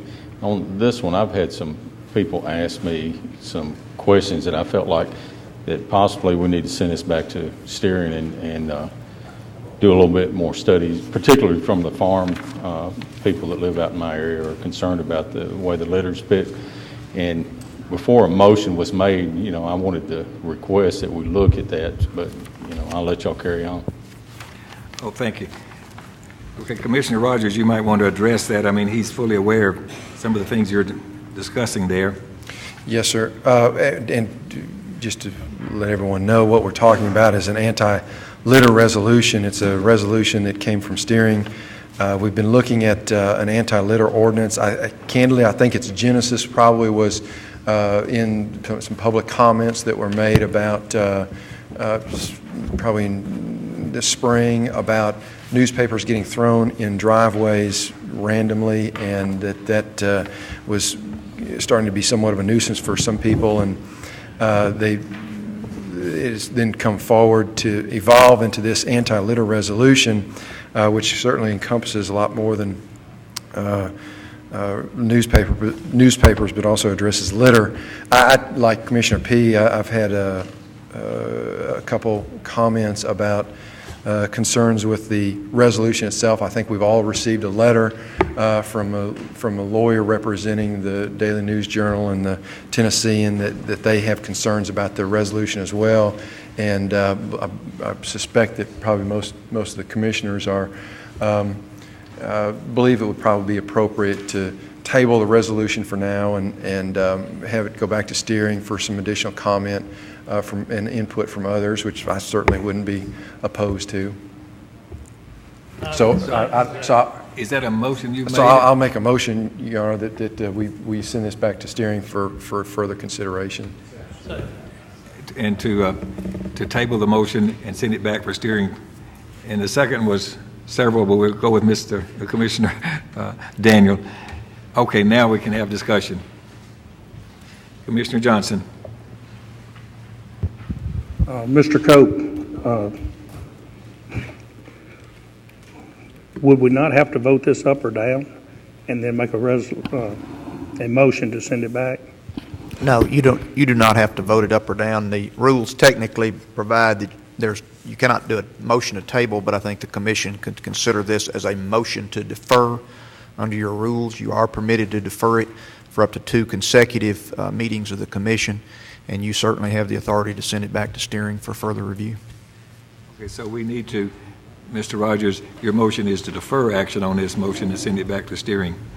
And then they'll recommend bringing it back at the appropriate time. And the second, is that okay with the maker of the second, Mr. Daniel?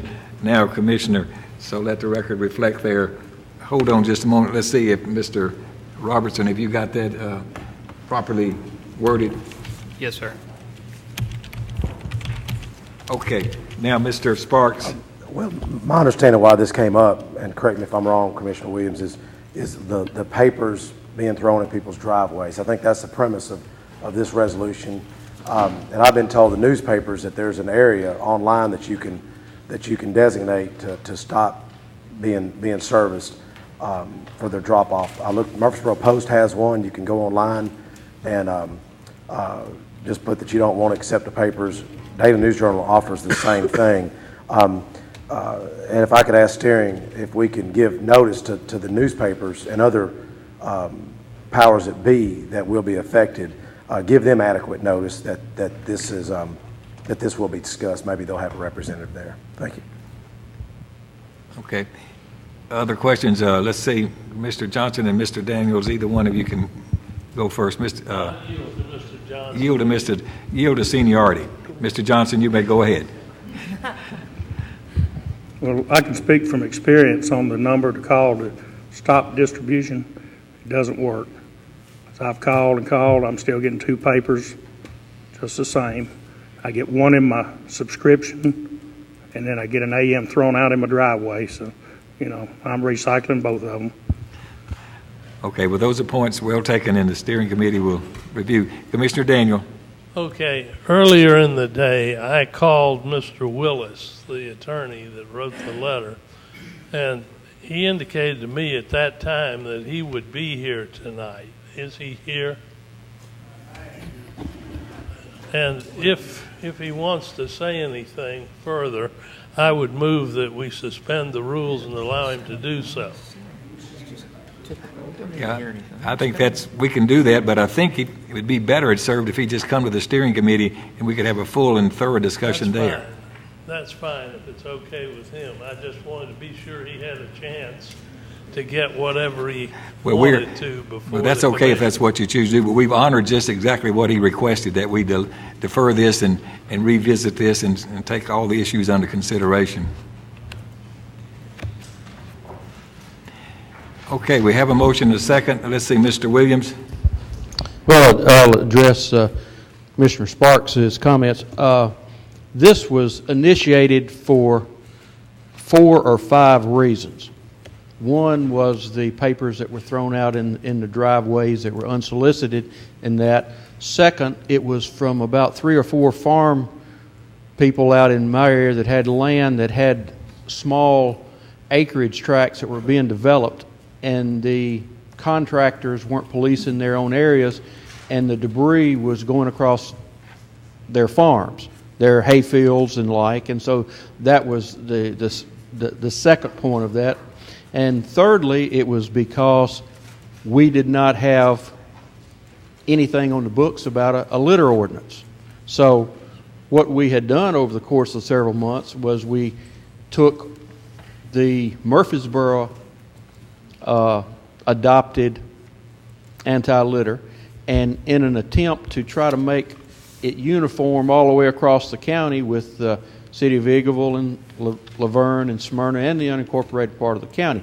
That's why we gotten to this point on this.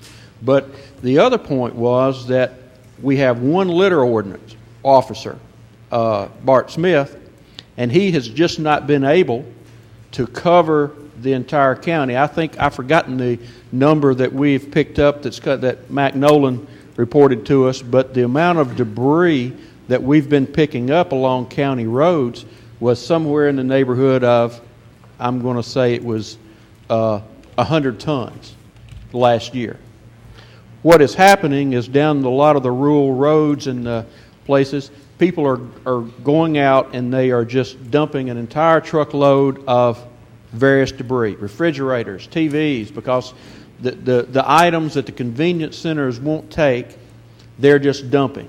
So by putting in this ordinance as it's put in, it gives some teeth to a lot of different law enforcement and a lot of different people to be able to help monitor the 100,000 plus tons that we're picking up. So it was not just the point of throwing the papers out in the thing, but it was the overall debris, tires, refrigerators, TVs, and everything that was being thrown out in the county. And one person just can't do that. By putting this litter ordinance in place, the sheriff's department, the other city police would have the authority to do that. So that's kind of a broader spectrum than just the newspapers being thrown out. So give you a little more background. All right, thank you, Mr. Williams. Any other discussion? Commissioner Sparks? Yeah, well, this is the longest resolution I've ever seen. I've been up here for 8 years. I think it's overreaching, to be honest with you. I mean, I think a little boy works for me. I asked him the other night. I said, I was needing some help with something. He said, well, I'm going to cut my 90-year-old grandfather's grass. He said he's getting a $350 fine if he don't cut the grass in Hendersonville. The guy's 90 years old. So the point I want to make is I think we got to be real careful what we do. There's a lot of folks out there that maybe this is piled in their yard and they don't have a chance to get out there. Maybe they're the 90-year-olds that they can't get out there. I'm all about cleaning up the county. I think with the leadership of the county mayor, we've done a great job with that with Lieutenant Solandi and the Correctional Work Center inmates. But I read something online about a helium balloon being released as a $50 fine to little Johnny. That's my concern when little Johnny gets a $50 fine and Mr. Johnny has to pay for it. So I think we got to be real careful with some of this government overreaching. So just take that into consideration, steering members next time y'all meet. All right, thank you. Commissioner Jordan. I would just like to ask that a copy of this resolution be sent to the Farm Bureau for them to look at, because I've been contacted by several farm members and Farm Bureau members today alone, but they're more concerned about not only what Commissioner Williams talked about, but some of us that own farms out in the rural areas, somebody has something the convenience center won't take, they dump it on our property, and all of a sudden the guy out there on the farm gets a big fine because somebody dumped it on the edge of his property. So they just want to make sure they have a chance to look over this. So if you just send it to them, give them a chance to get through their monthly meeting and go over it, then listen to their input at the next steering meeting, I would appreciate it. All right, thank you very much. We will certainly do that. Okay, any other discussion? Are you ready to vote? All in favor of the motion that is to defer the resolution and to send back to the steering committee for further action, please say aye. Aye. Are there any opposed? Motion is unanimous then. All right, Mr. Rogers, you may continue. All right, thank you, Mayor. The next resolution we have is, it's one that also came from steering this month, and one we've debated here the last couple of meetings. The issue with the Islamic Center has probably exposed what I believe is a weakness in our zoning ordinance. The zoning ordinance allows religious meeting places, I think they're termed, to be allowed in residential zones as a matter of right. There is no process other than a site plan review for a religious meeting place to go into a residential zone. There are no public hearings. There's no approval by the full commission. It's just a site plan review at the planning commission level. And that is, in my experience, a little contrary to certainly the way the city of Murfreesboro handles religious meeting places in residential zones. They are religious meeting places just like any other commercial use, are required to apply for a special use permit or conditional use permit. They are presented, those applications are presented to a Board of Zoning Appeals. There's a public hearing, and ruling is made on those applications. So the thought of the steering committee then was, we don't know if religious meeting places are appropriately zoned as a matter of right in residential zones. But we do believe the issue should be studied, at least, and considered. We are aware that that there's currently a comprehensive study of the zoning resolution going on right now, and we believe that issue, whether religious meeting places should be zoned as a matter of right in residential zones, should be considered, whether that's still desirable or not. So for that reason, we just wanted to alert the Planning Commission of our request, and this is the resolution that we would like to forward to the Planning Commission. Be it resolved by the Rutherford County Board of Commissioners that the Planning Commission be requested to review the desirability of withdrawing religious entities from the use of right in the comprehensive study of the zoning resolution. Resolved this 12th day of August 2010. Mr. Chairman, I so move. Commissioner Jordan's second. Any discussion? Mayor. Commissioner Sparks. Real quick, just want to remind any planning members that maybe they're in the audience here tonight or they're watching this at home. I don't think there's anyone here that wants to deny a church the right to exist, but I think when you have something that's going to impact the neighbors, like we had a lot of requests here tonight, and you have a school and you have a cemetery and you have a park, a park, cemetery, and a school don't fit a religious institution. It's a park, a cemetery, and a school. In my opinion, that should have came before this legislative body here. So if there's any planning members that are watching this, next time something comes through that's other than a religious facility, it should come before this body, in my opinion, to look at the road, to look at the traffic, to look at the detention, to look at the impact on values, adjacent homeowner values, and also on the noise, if any. But I'd just like planning members to consider that. All right, thank you, Mr. Sparks. Any other discussion? Commissioner Johnson.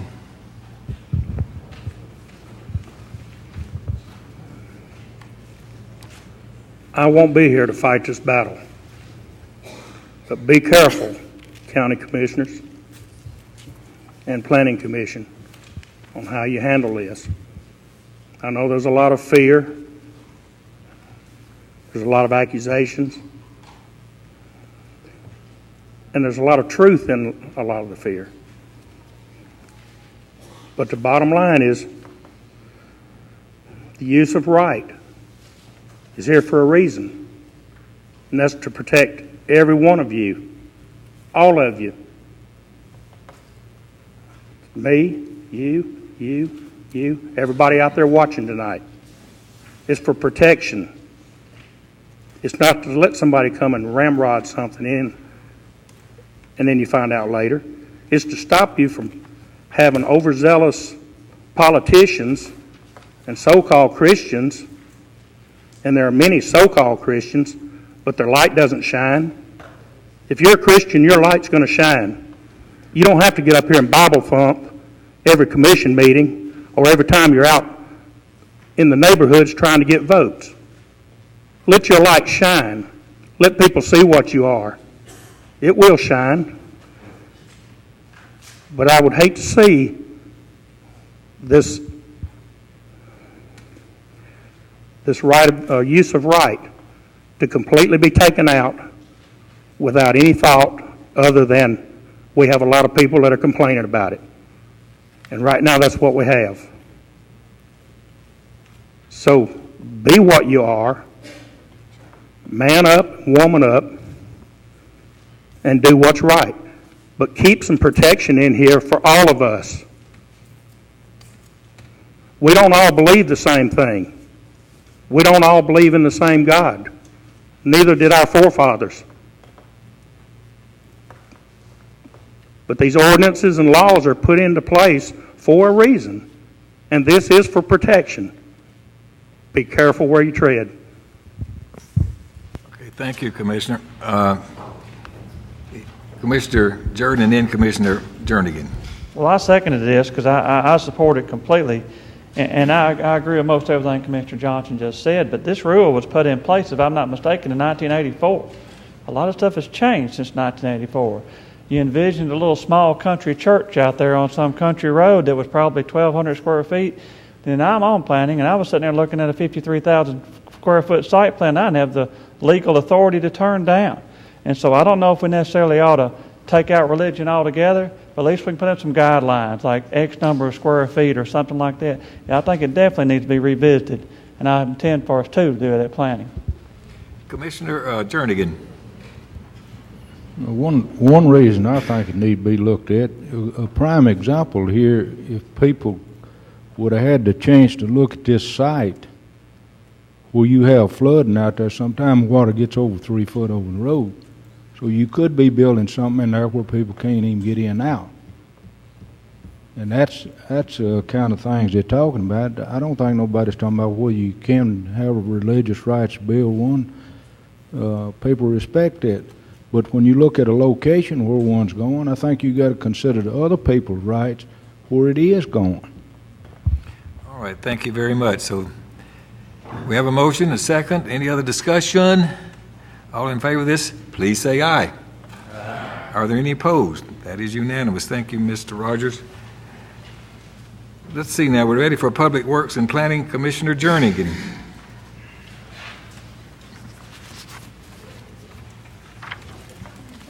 Public Works and Planning Commission has one resolution tonight. It's a resolution to approve a drainage easement for Lot 179, Fleming's Farms, Section 1, Phase 2. Fleming's Farms located off of Crescent Road. Whereas pursuant to the private act authorizing the Rutherford County Commission and Superintendent, Highway Commission and Superintendent to work on public drainage easements and provide for the maintenance of public drainage easements requires the county legislative body establish an official list of recognized public drainage easements. The attached Exhibit 1 are the easements recommended by the Planning Department, whereas the Public Works and Planning Committee has approved the list of public drainage easements as submitted by the Planning Department. Now therefore be it resolved by the Rutherford County Board of Commissioners that the County Commission approves the attached list of public drainage easements, Exhibit 1, as submitted by the Planning Department in accordance with Tennessee Code annotated 54-903 and 54-904. The public drainage easements shall be the only public drainage easements which shall be worked upon by the Rutherford County Highway Department. Resolved this 12th day of August 2010, I so move. Second, Commissioner Farley. Any discussion? All in favor, please say aye.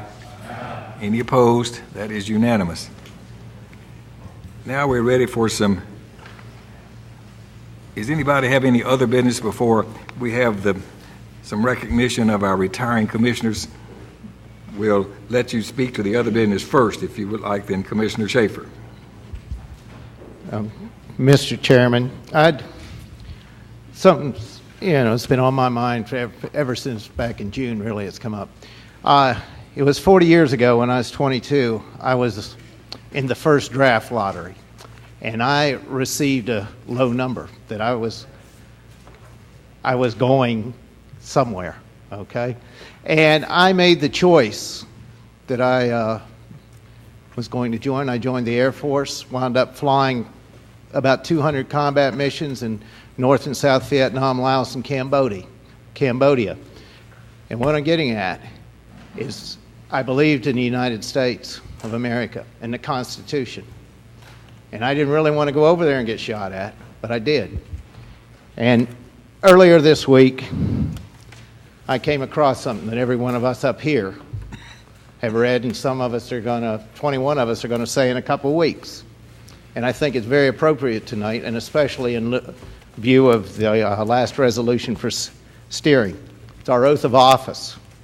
I don't know if any of us have looked at it since 4 years ago, but it says, I, Doug Schaefer, do solemnly swear that I will support the Constitution of the United States of America, the Constitution of the State of Tennessee, and the laws of Rutherford County, Tennessee. I will faithfully and impartially discharge all the duties incumbent upon me as County Commissioner to the best of my abilities, so help me God. But that doesn't mean that we can't work for change. There's something wrong, and I just think the step we took, sending it back to review on the right to use, is one of those areas that we can. And in a couple of weeks, I'm going to be thankful that I can also swear to the Constitution to uphold it again. Okay, thank you. With that being said, the chair is going to move from this sitting position to a standing position here for a few moments.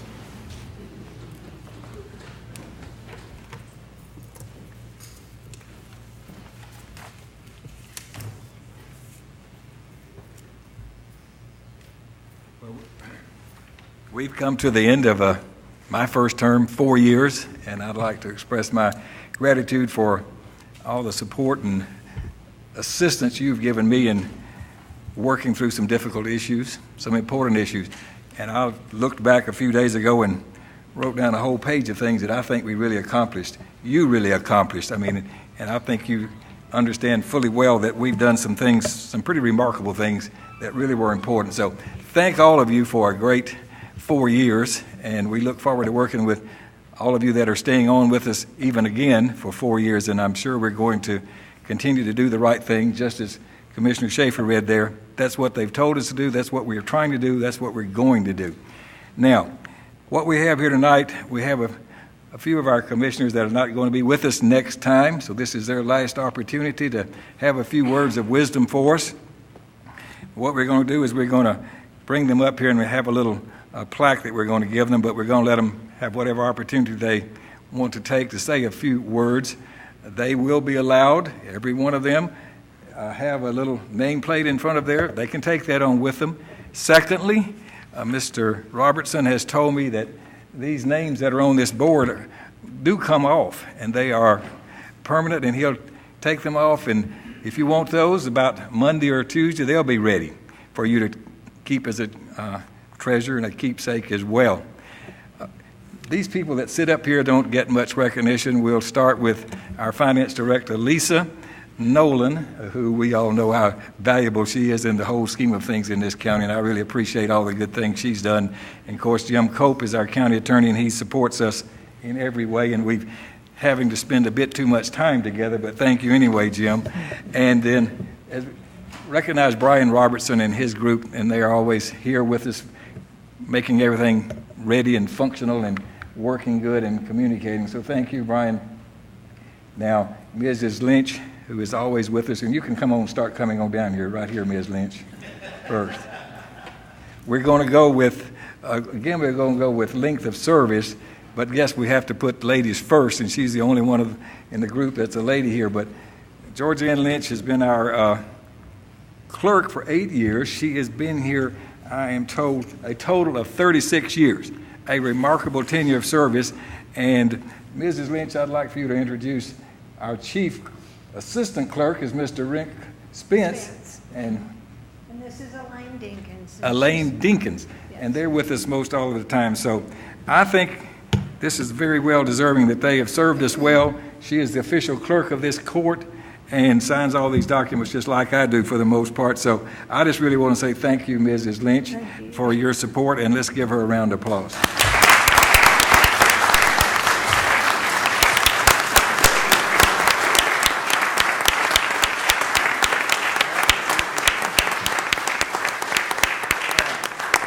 Make any comments? You have an opportunity. Well, I've enjoyed working with each and every one of you. I just about can tell how you're going to vote now, but I've been here long enough that I can about mark, how you're going to go on some of these things. But I am going to miss every one of you, and Mr. Bullen, I'm going to miss your remarks because they just brighten up the evening. And anyway, thank you so much, and goodbye to the ones that are leaving. You've done a good job, and please take care of the employees. I'm an employee-minded person. I want you to know that, and I know you do because I've called you many a time to ask you to support them, and you have, and I really appreciate it. And Ms. Lynch, we have a similar plaque for all of the others, but this says Georgianne Lynch in recognition of 36 years of outstanding service to Rutherford County. We all know what remarkable progress we've made in service and in a new building just this year in the northern part of our great county, and you're largely responsible for all that happening, and thank you very much, and we appreciate your service. Thank you. Thank you all.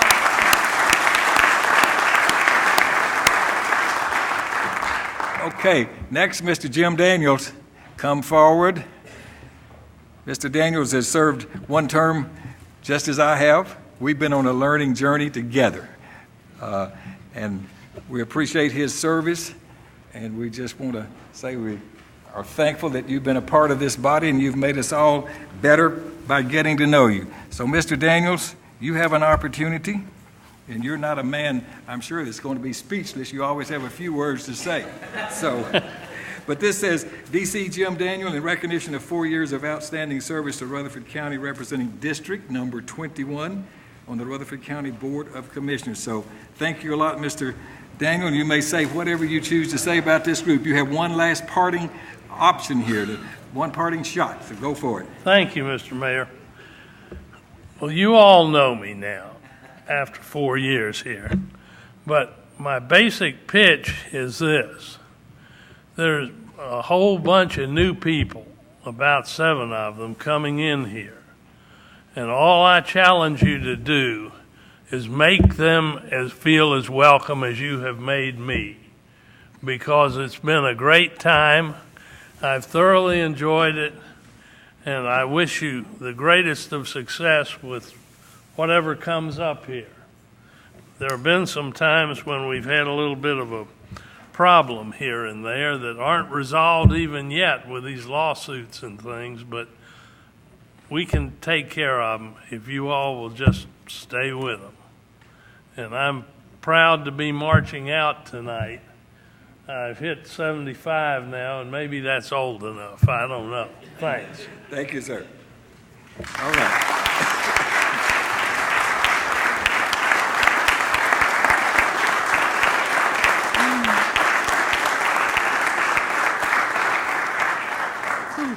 Next, Mr. Rick Hall, come on up, please. Of course, Rick has been with us 4 years and representing our people in the great city and town of Smyrna. Rick, we appreciate your leadership. You're certainly not 75. You're young. You've got a lot of things ahead of you that you can continue to participate and serve, and I'm sure there are going to be other great opportunities. So we're just glad to have had the association and time to be with you and work with you. You've been very, very supportive. So speak to this group and tell them whatever you want to say. Lord, where I start? Guys, thank y'all. Y'all welcomed me when I come here 4 years ago, and I honestly say I hate that I'm leaving, but people have spoken, and I tried to live. I spoke probably more than I should have, but I remember somebody telling me what John Wayne once said. He said, talk slow, talk low, but don't talk a lot. So keep that in mind, okay? But thank y'all. I appreciate it.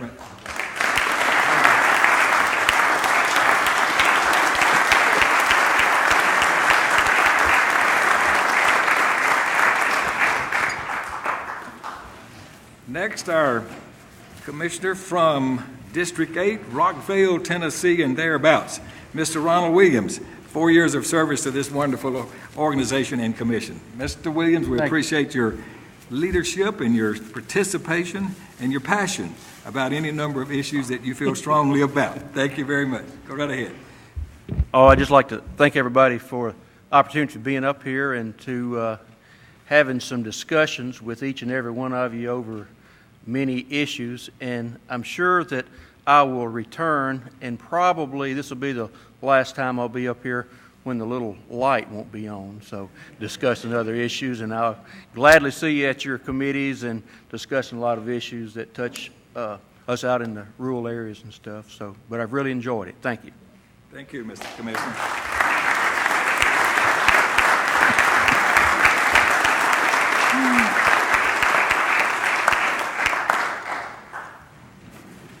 Mr. John Rogers, in recognition of 8 years of outstanding service representing District 14. John, it's been really a pleasure, and we just have been all blessed with your ability and insight into some difficult questions, sometimes legal issues and complex things that we're trying to deal with. But you've been a gentleman, a scholar, and you've been professional in every way, and we really appreciate that. Thank you, Mayor. Well, I guess as a lawyer, you wouldn't come prepared with that to be able to talk. Yeah, something to talk about. Start the 3 minutes.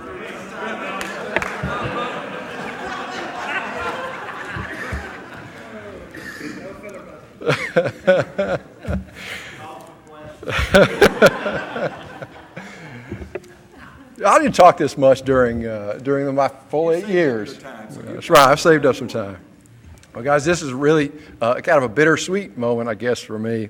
I was elected 8 years ago, and at that time, life was a little bit different for me. I had 2 children, one in kindergarten and one in first grade. Beyond school, there wasn't much going on for them, except the occasional play or holiday lunch at school. But they grow up quickly, and they're now in 8th grade and a freshman in high school. Life now seems like it's an endless blur of activity between baseball games, cheerleading practice, overnights, football, tumbling, parties, and then I get to throw in a little work every now and then. Free time at night's hard to come by, so honestly, I'm looking forward to reclaiming some of that time to spend with my family while they still want me around. And I know my law partners are certainly looking forward to reclaiming some of my time as well. But I know I'm going to miss a lot of things about my service on the commission. I'll miss being an active participant in the leadership of my community. I'll miss working with the great men and women that make up Rutherford County government. I'll miss being a liaison between the citizens of Rutherford County and their government. And I'll miss working with you, Mayor, and my fellow commissioners. I want to commend this commission. We've accomplished a lot of good for this county. Anytime you put 21 people in a room with 21 different thoughts and 21 different ideas and perspective, consensus can be sometimes hard to come by. But I really think we've worked together in a manner respectful of others, and we've made Rutherford County a better place. And I'm really proud to call each one of you a friend. This job's been every adjective in the book. It's been challenging, it's been exciting, it's been nerve-wracking, it's been exhausting, it's been humbling, and it's been educational. I may be leaving, but I'm very glad I did this job. I would recommend public service to anyone and everyone. And finally, some thank yous. First, to my family, my wife Tanya, my son Johnny, my daughter Madeline. They were not elected to the position, but I think sometimes they probably feel like they've served. They've put up with a lot of late-night meetings, telephone calls, listening to seemingly endless discussion about very uncool stuff like roads and schools and landfills. but they've been without exception supportive of me, real troopers, and I can't thank them enough. I also want to thank those that helped me along the way, those that supported me in 2002 when I ran for election, and those that have supported me and educated me on all these governmental issues. And last but certainly not least, I want to thank the residents of District 14. I was and still am very humbled by your willingness to give me this opportunity. It was a privilege and an honor to serve you these past 8 years. So thank you very much. Well, thank you.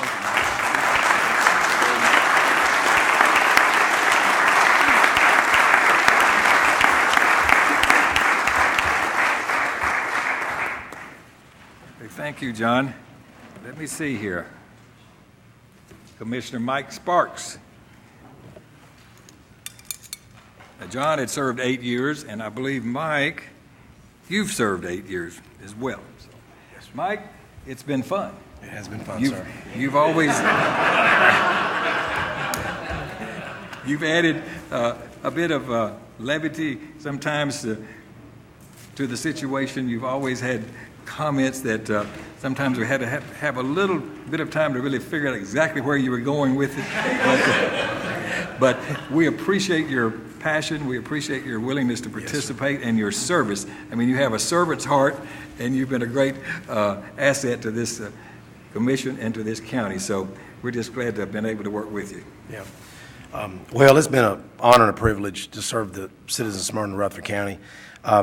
You know, I knew that they were going to do something. I think Vicki was telling me this week, and I kind of thought, what would I say? Would I criticize, or would I compliment?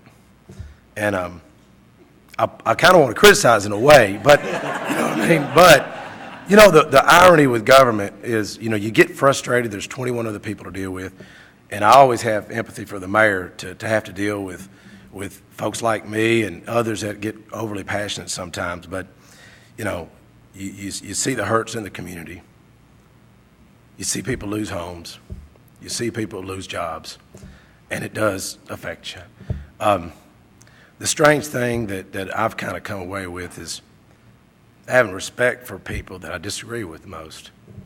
Joe Frank Jernigan, Gary Farley, who I've argued with probably the most, Bob Bullen, you know. And I've listened to a lot of your feedback, Dr. Bullen especially. And but one thing I want to share, and we have got a lot accomplished for Smyrna. I want to compliment Rick Hall and Commissioner Johnson. New motor vehicle department that we spent very wisely, the Correctional Work Center that we came in under budget. A lot of good improvements, Weekend Lane Convenience Center. We have improved on recycling, a lot of good aspects. But Mayor Allen told me years ago, she said, Mike, you got to learn to pick your battles. You can't fight everything. You got to learn to pick your battles. But the greatest thing I've seen in government wasn't something come through health and ed, wasn't something come through property management or public safety. It was a time that I talked about a young man who was working as a temporary employee at Nissan. Didn't have no health insurance, was in a bad auto accident, paralyzed, has a brain injury. His mother was caring for him, no health insurance, no help. I mentioned it in a meeting, and the mayor said, come see me in my office. And I really thought he was going to give me a hard time. I really thought he was going to say, Mike, you shouldn't be talking about these things. He may get embarrassed me talking about this. I went down to see in his office. I said, yes, sir, you know, what do you need? I think he thought he was going to get on to me. He reached in his pocket, handed me a check. And I carried it to the mother. That fed that boy for about 4 months. And that's the greatest thing I've seen in government right there. And your example is something that every citizen of Rutherford County should be proud of, whether you agree with this man or not. Everybody should be proud of this guy's leadership. I may disagree with him on a lot of issues, but I'm proud of his character, you know, really am. So thank you all, commissioners, and thank you, County Mayor, for y'all's service. Thank you, Mike. Appreciate it.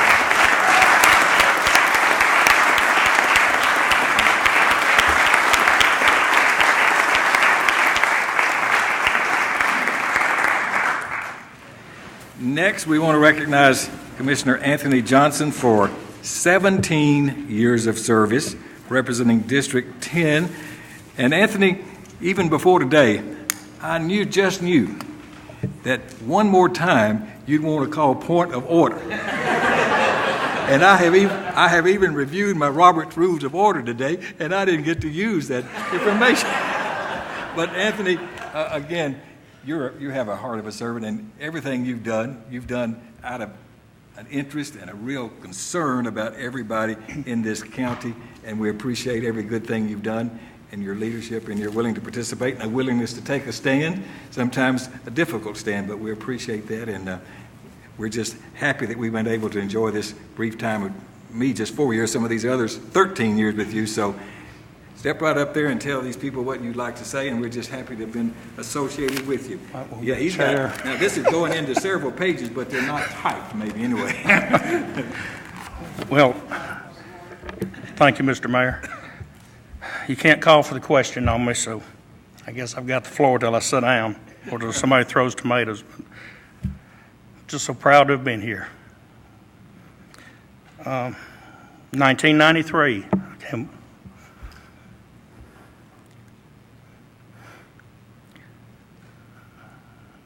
I was blessed to become a county commissioner of the 10th District for Rutherford County.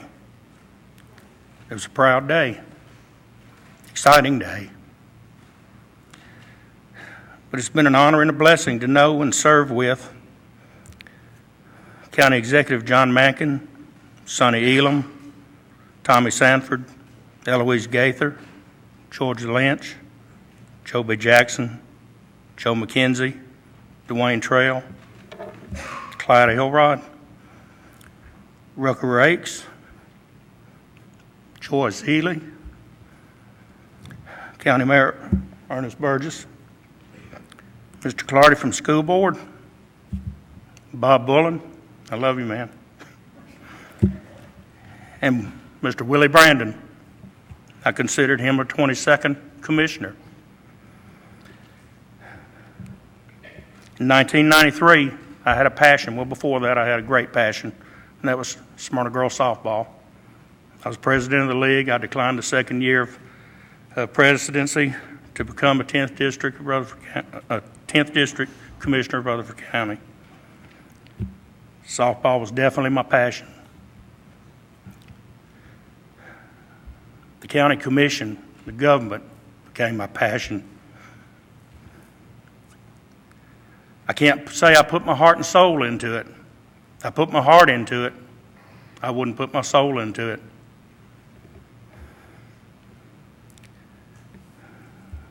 Over the 17 years, I've gained a son-in-law, a daughter-in-law, birth of 2 granddaughters, Mackenzie and Taylor Parrott, baptized in Jesus' name, received the Holy Ghost with evidence of speaking in tongues, and I'm proud of it. A lot of you don't believe it, but I've experienced it. Try it. I've lost 2 grandmothers, 3 aunts, 2 uncles, a brother-in-law, a cousin, and my father. My mother moved to a nursing home. I survived congestive heart failure. My old home place was torn down. I lost a dear friend, Mr. Willie Brandon. Moved from a starter home after 31 years, retired from Vault Aero Structures, and lost my bid for re-election for a county commission. I have another page. Since 1993, this commission, and a commission that I served before this seated commission, we started and expanded single-stream recycling in schools. We renovated the historic courthouse, renovated the historic health department for the drug court, built a new Murfreesboro Health Department, Smyrna Health Department addition, built a new county office building on Maple Street, new Smyrna Court Clerk building for tags, license, and taxes in Smyrna, jointly built roads, library, and a garage for Murfreesboro, jointly built Smyrna Library, also donated the land for Smyrna Library. A lot of people in Smyrna forgot about that. Go look at the Smyrna Library where it sits today. That was county property. I suggested that we start the program of if a community was using a piece of property that we owned, we would turn that piece of property over to the city or community that was using it. We did that. That's why Smyrna Library is where it is today. It was a Smyrna Library joint park, and that's what was put in the deed. It had to stay a park. We jointly built the Laverne Library, went from drop boxes for unwanted animals to the new Paul's facility, built Lane Agri Park, which is a community facility, horse barn, and farmer's market, built a new Ag Extension office, making way for Murfreesboro Tennis Complex, and we jointly built that with the city of Murfreesboro. Built a new jail, an addition on the jail for male and female. Built a new juvenile detention and court building for male and female. Built a new workhouse for male and female.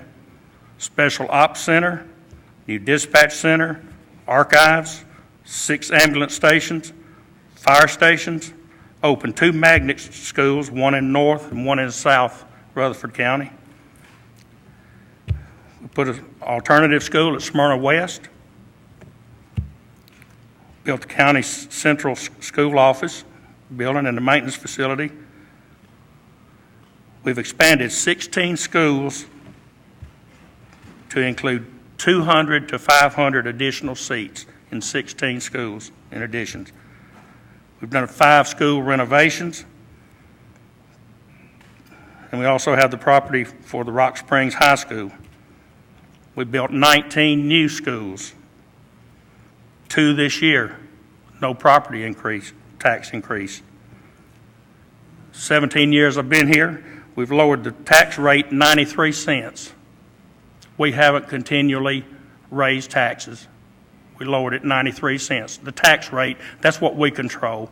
We don't control the price of your homes.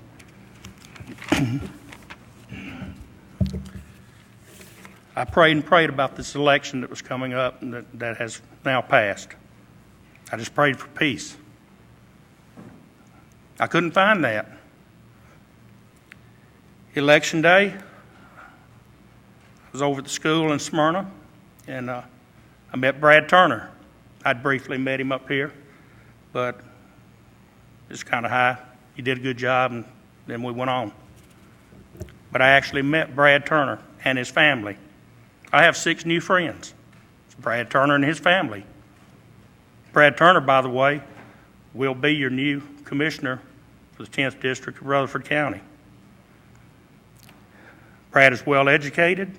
He has a degree or degrees in government. He will admit to you, he admitted to me, that he's green. Of course he is. He hasn't tried it. But he has knowledge. He just doesn't have the experience. But he's going to gain that. I'm behind Brad Turner 100%. I'm behind this county. I'm behind this nation. I've prayed and prayed about the issues up here the whole time I've been here. I'll continue to pray about the issues that are here. I'll pray for Brad Turner and all of you that will be here after I'm gone, which is very shortly. Stand behind Brad Turner. Stand behind this commission. Commissioners that will be here with Brad, support him. Please support him. Teach him. Some of you have taught me. I learned a great deal here. And I really want to thank everyone that had anything to do with me being here. I've taken too long, but this is a great county, great state, and it's still a great nation. It's a nation under God. We'll survive. We'll prevail. God will prevail. Thank you.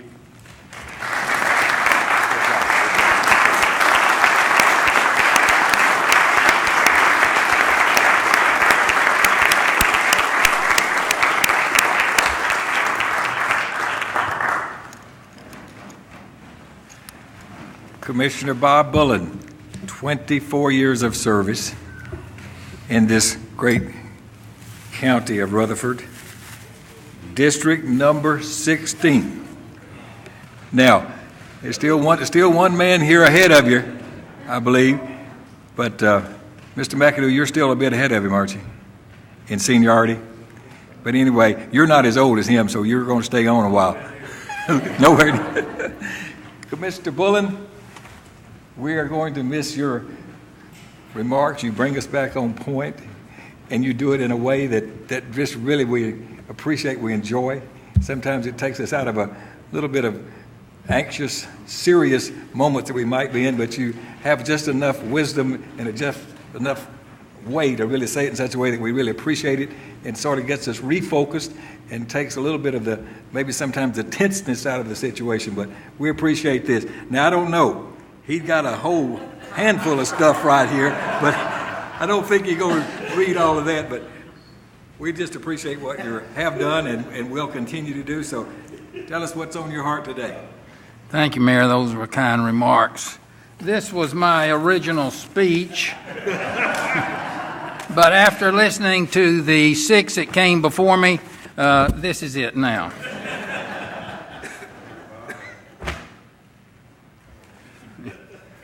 Fellow citizens of the Republic and Mr. and Mrs. Rutherford County, it's a pleasure to stand before you one more time. I've decided to make my remarks relatively brief. First, I'd like to thank my wife, Jenna, for allowing me to come out at night.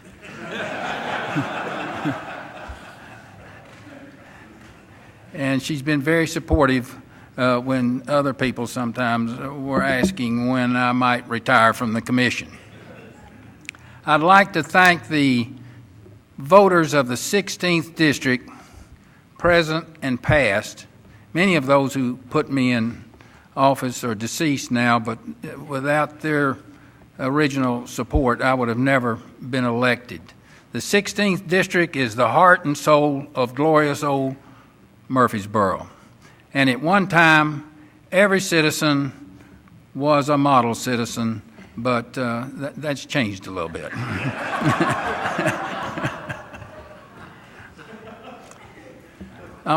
I want to express my appreciation and admiration to the county workers, employees, to the employees of the school board.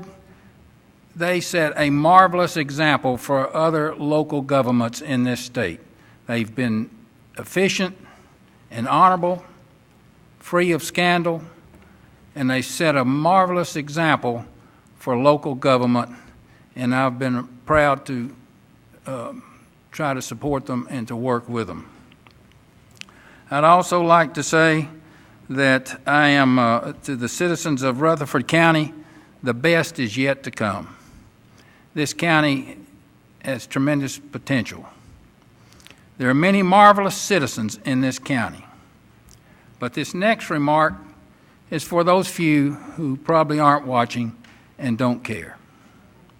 We need a strong infusion in this county of civility, decency, good manners, courtesy, respect for others in our everyday negotiations with each other.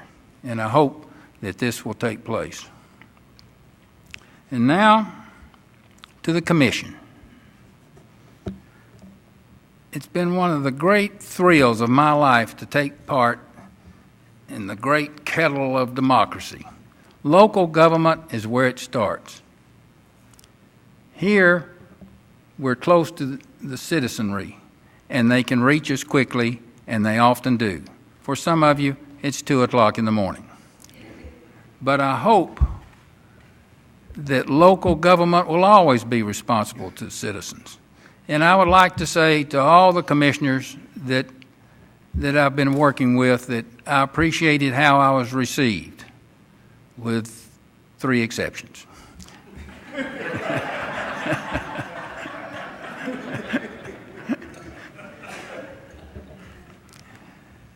Being a commissioner is really much more important than what some people might think it is. Without good commissioners, we wouldn't have good roads, we wouldn't have good schools, we wouldn't have public safety, we wouldn't have good libraries, and I can go on and on with that. So It's really been an honor to me to be a commissioner and to take part in all of this. 6 commissions. This one, in many ways, was the most fun to be part of. The exchanges were sometimes vicious, but people were congenial and convivial. We were friends. Sometimes it may not have seemed that way on television, but we were able to laugh it off sometimes after the meetings were over. And I think that we worked as a team about as well as you can when 21 people are elected.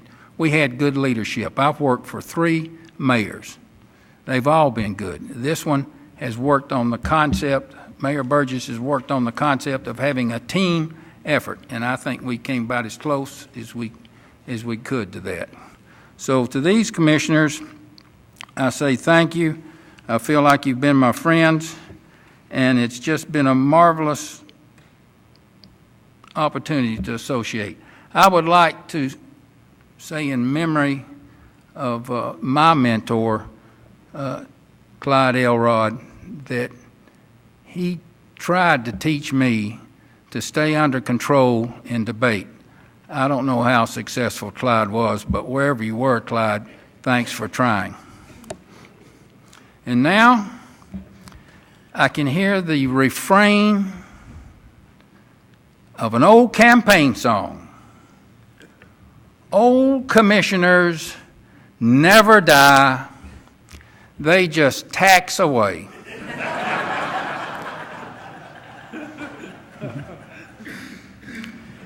And now it's come time for me to bid you a fond farewell as I fade into the dustbin of the Rutherford County Archives. I wish all of you a pleasant journey through the rest of your lives. Thanks for the memories. It's been really a great honor to have been a commissioner and to work with the people of Rutherford County.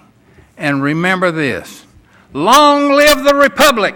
Long live the Republic! Thank you. Good job. Let me get that for you.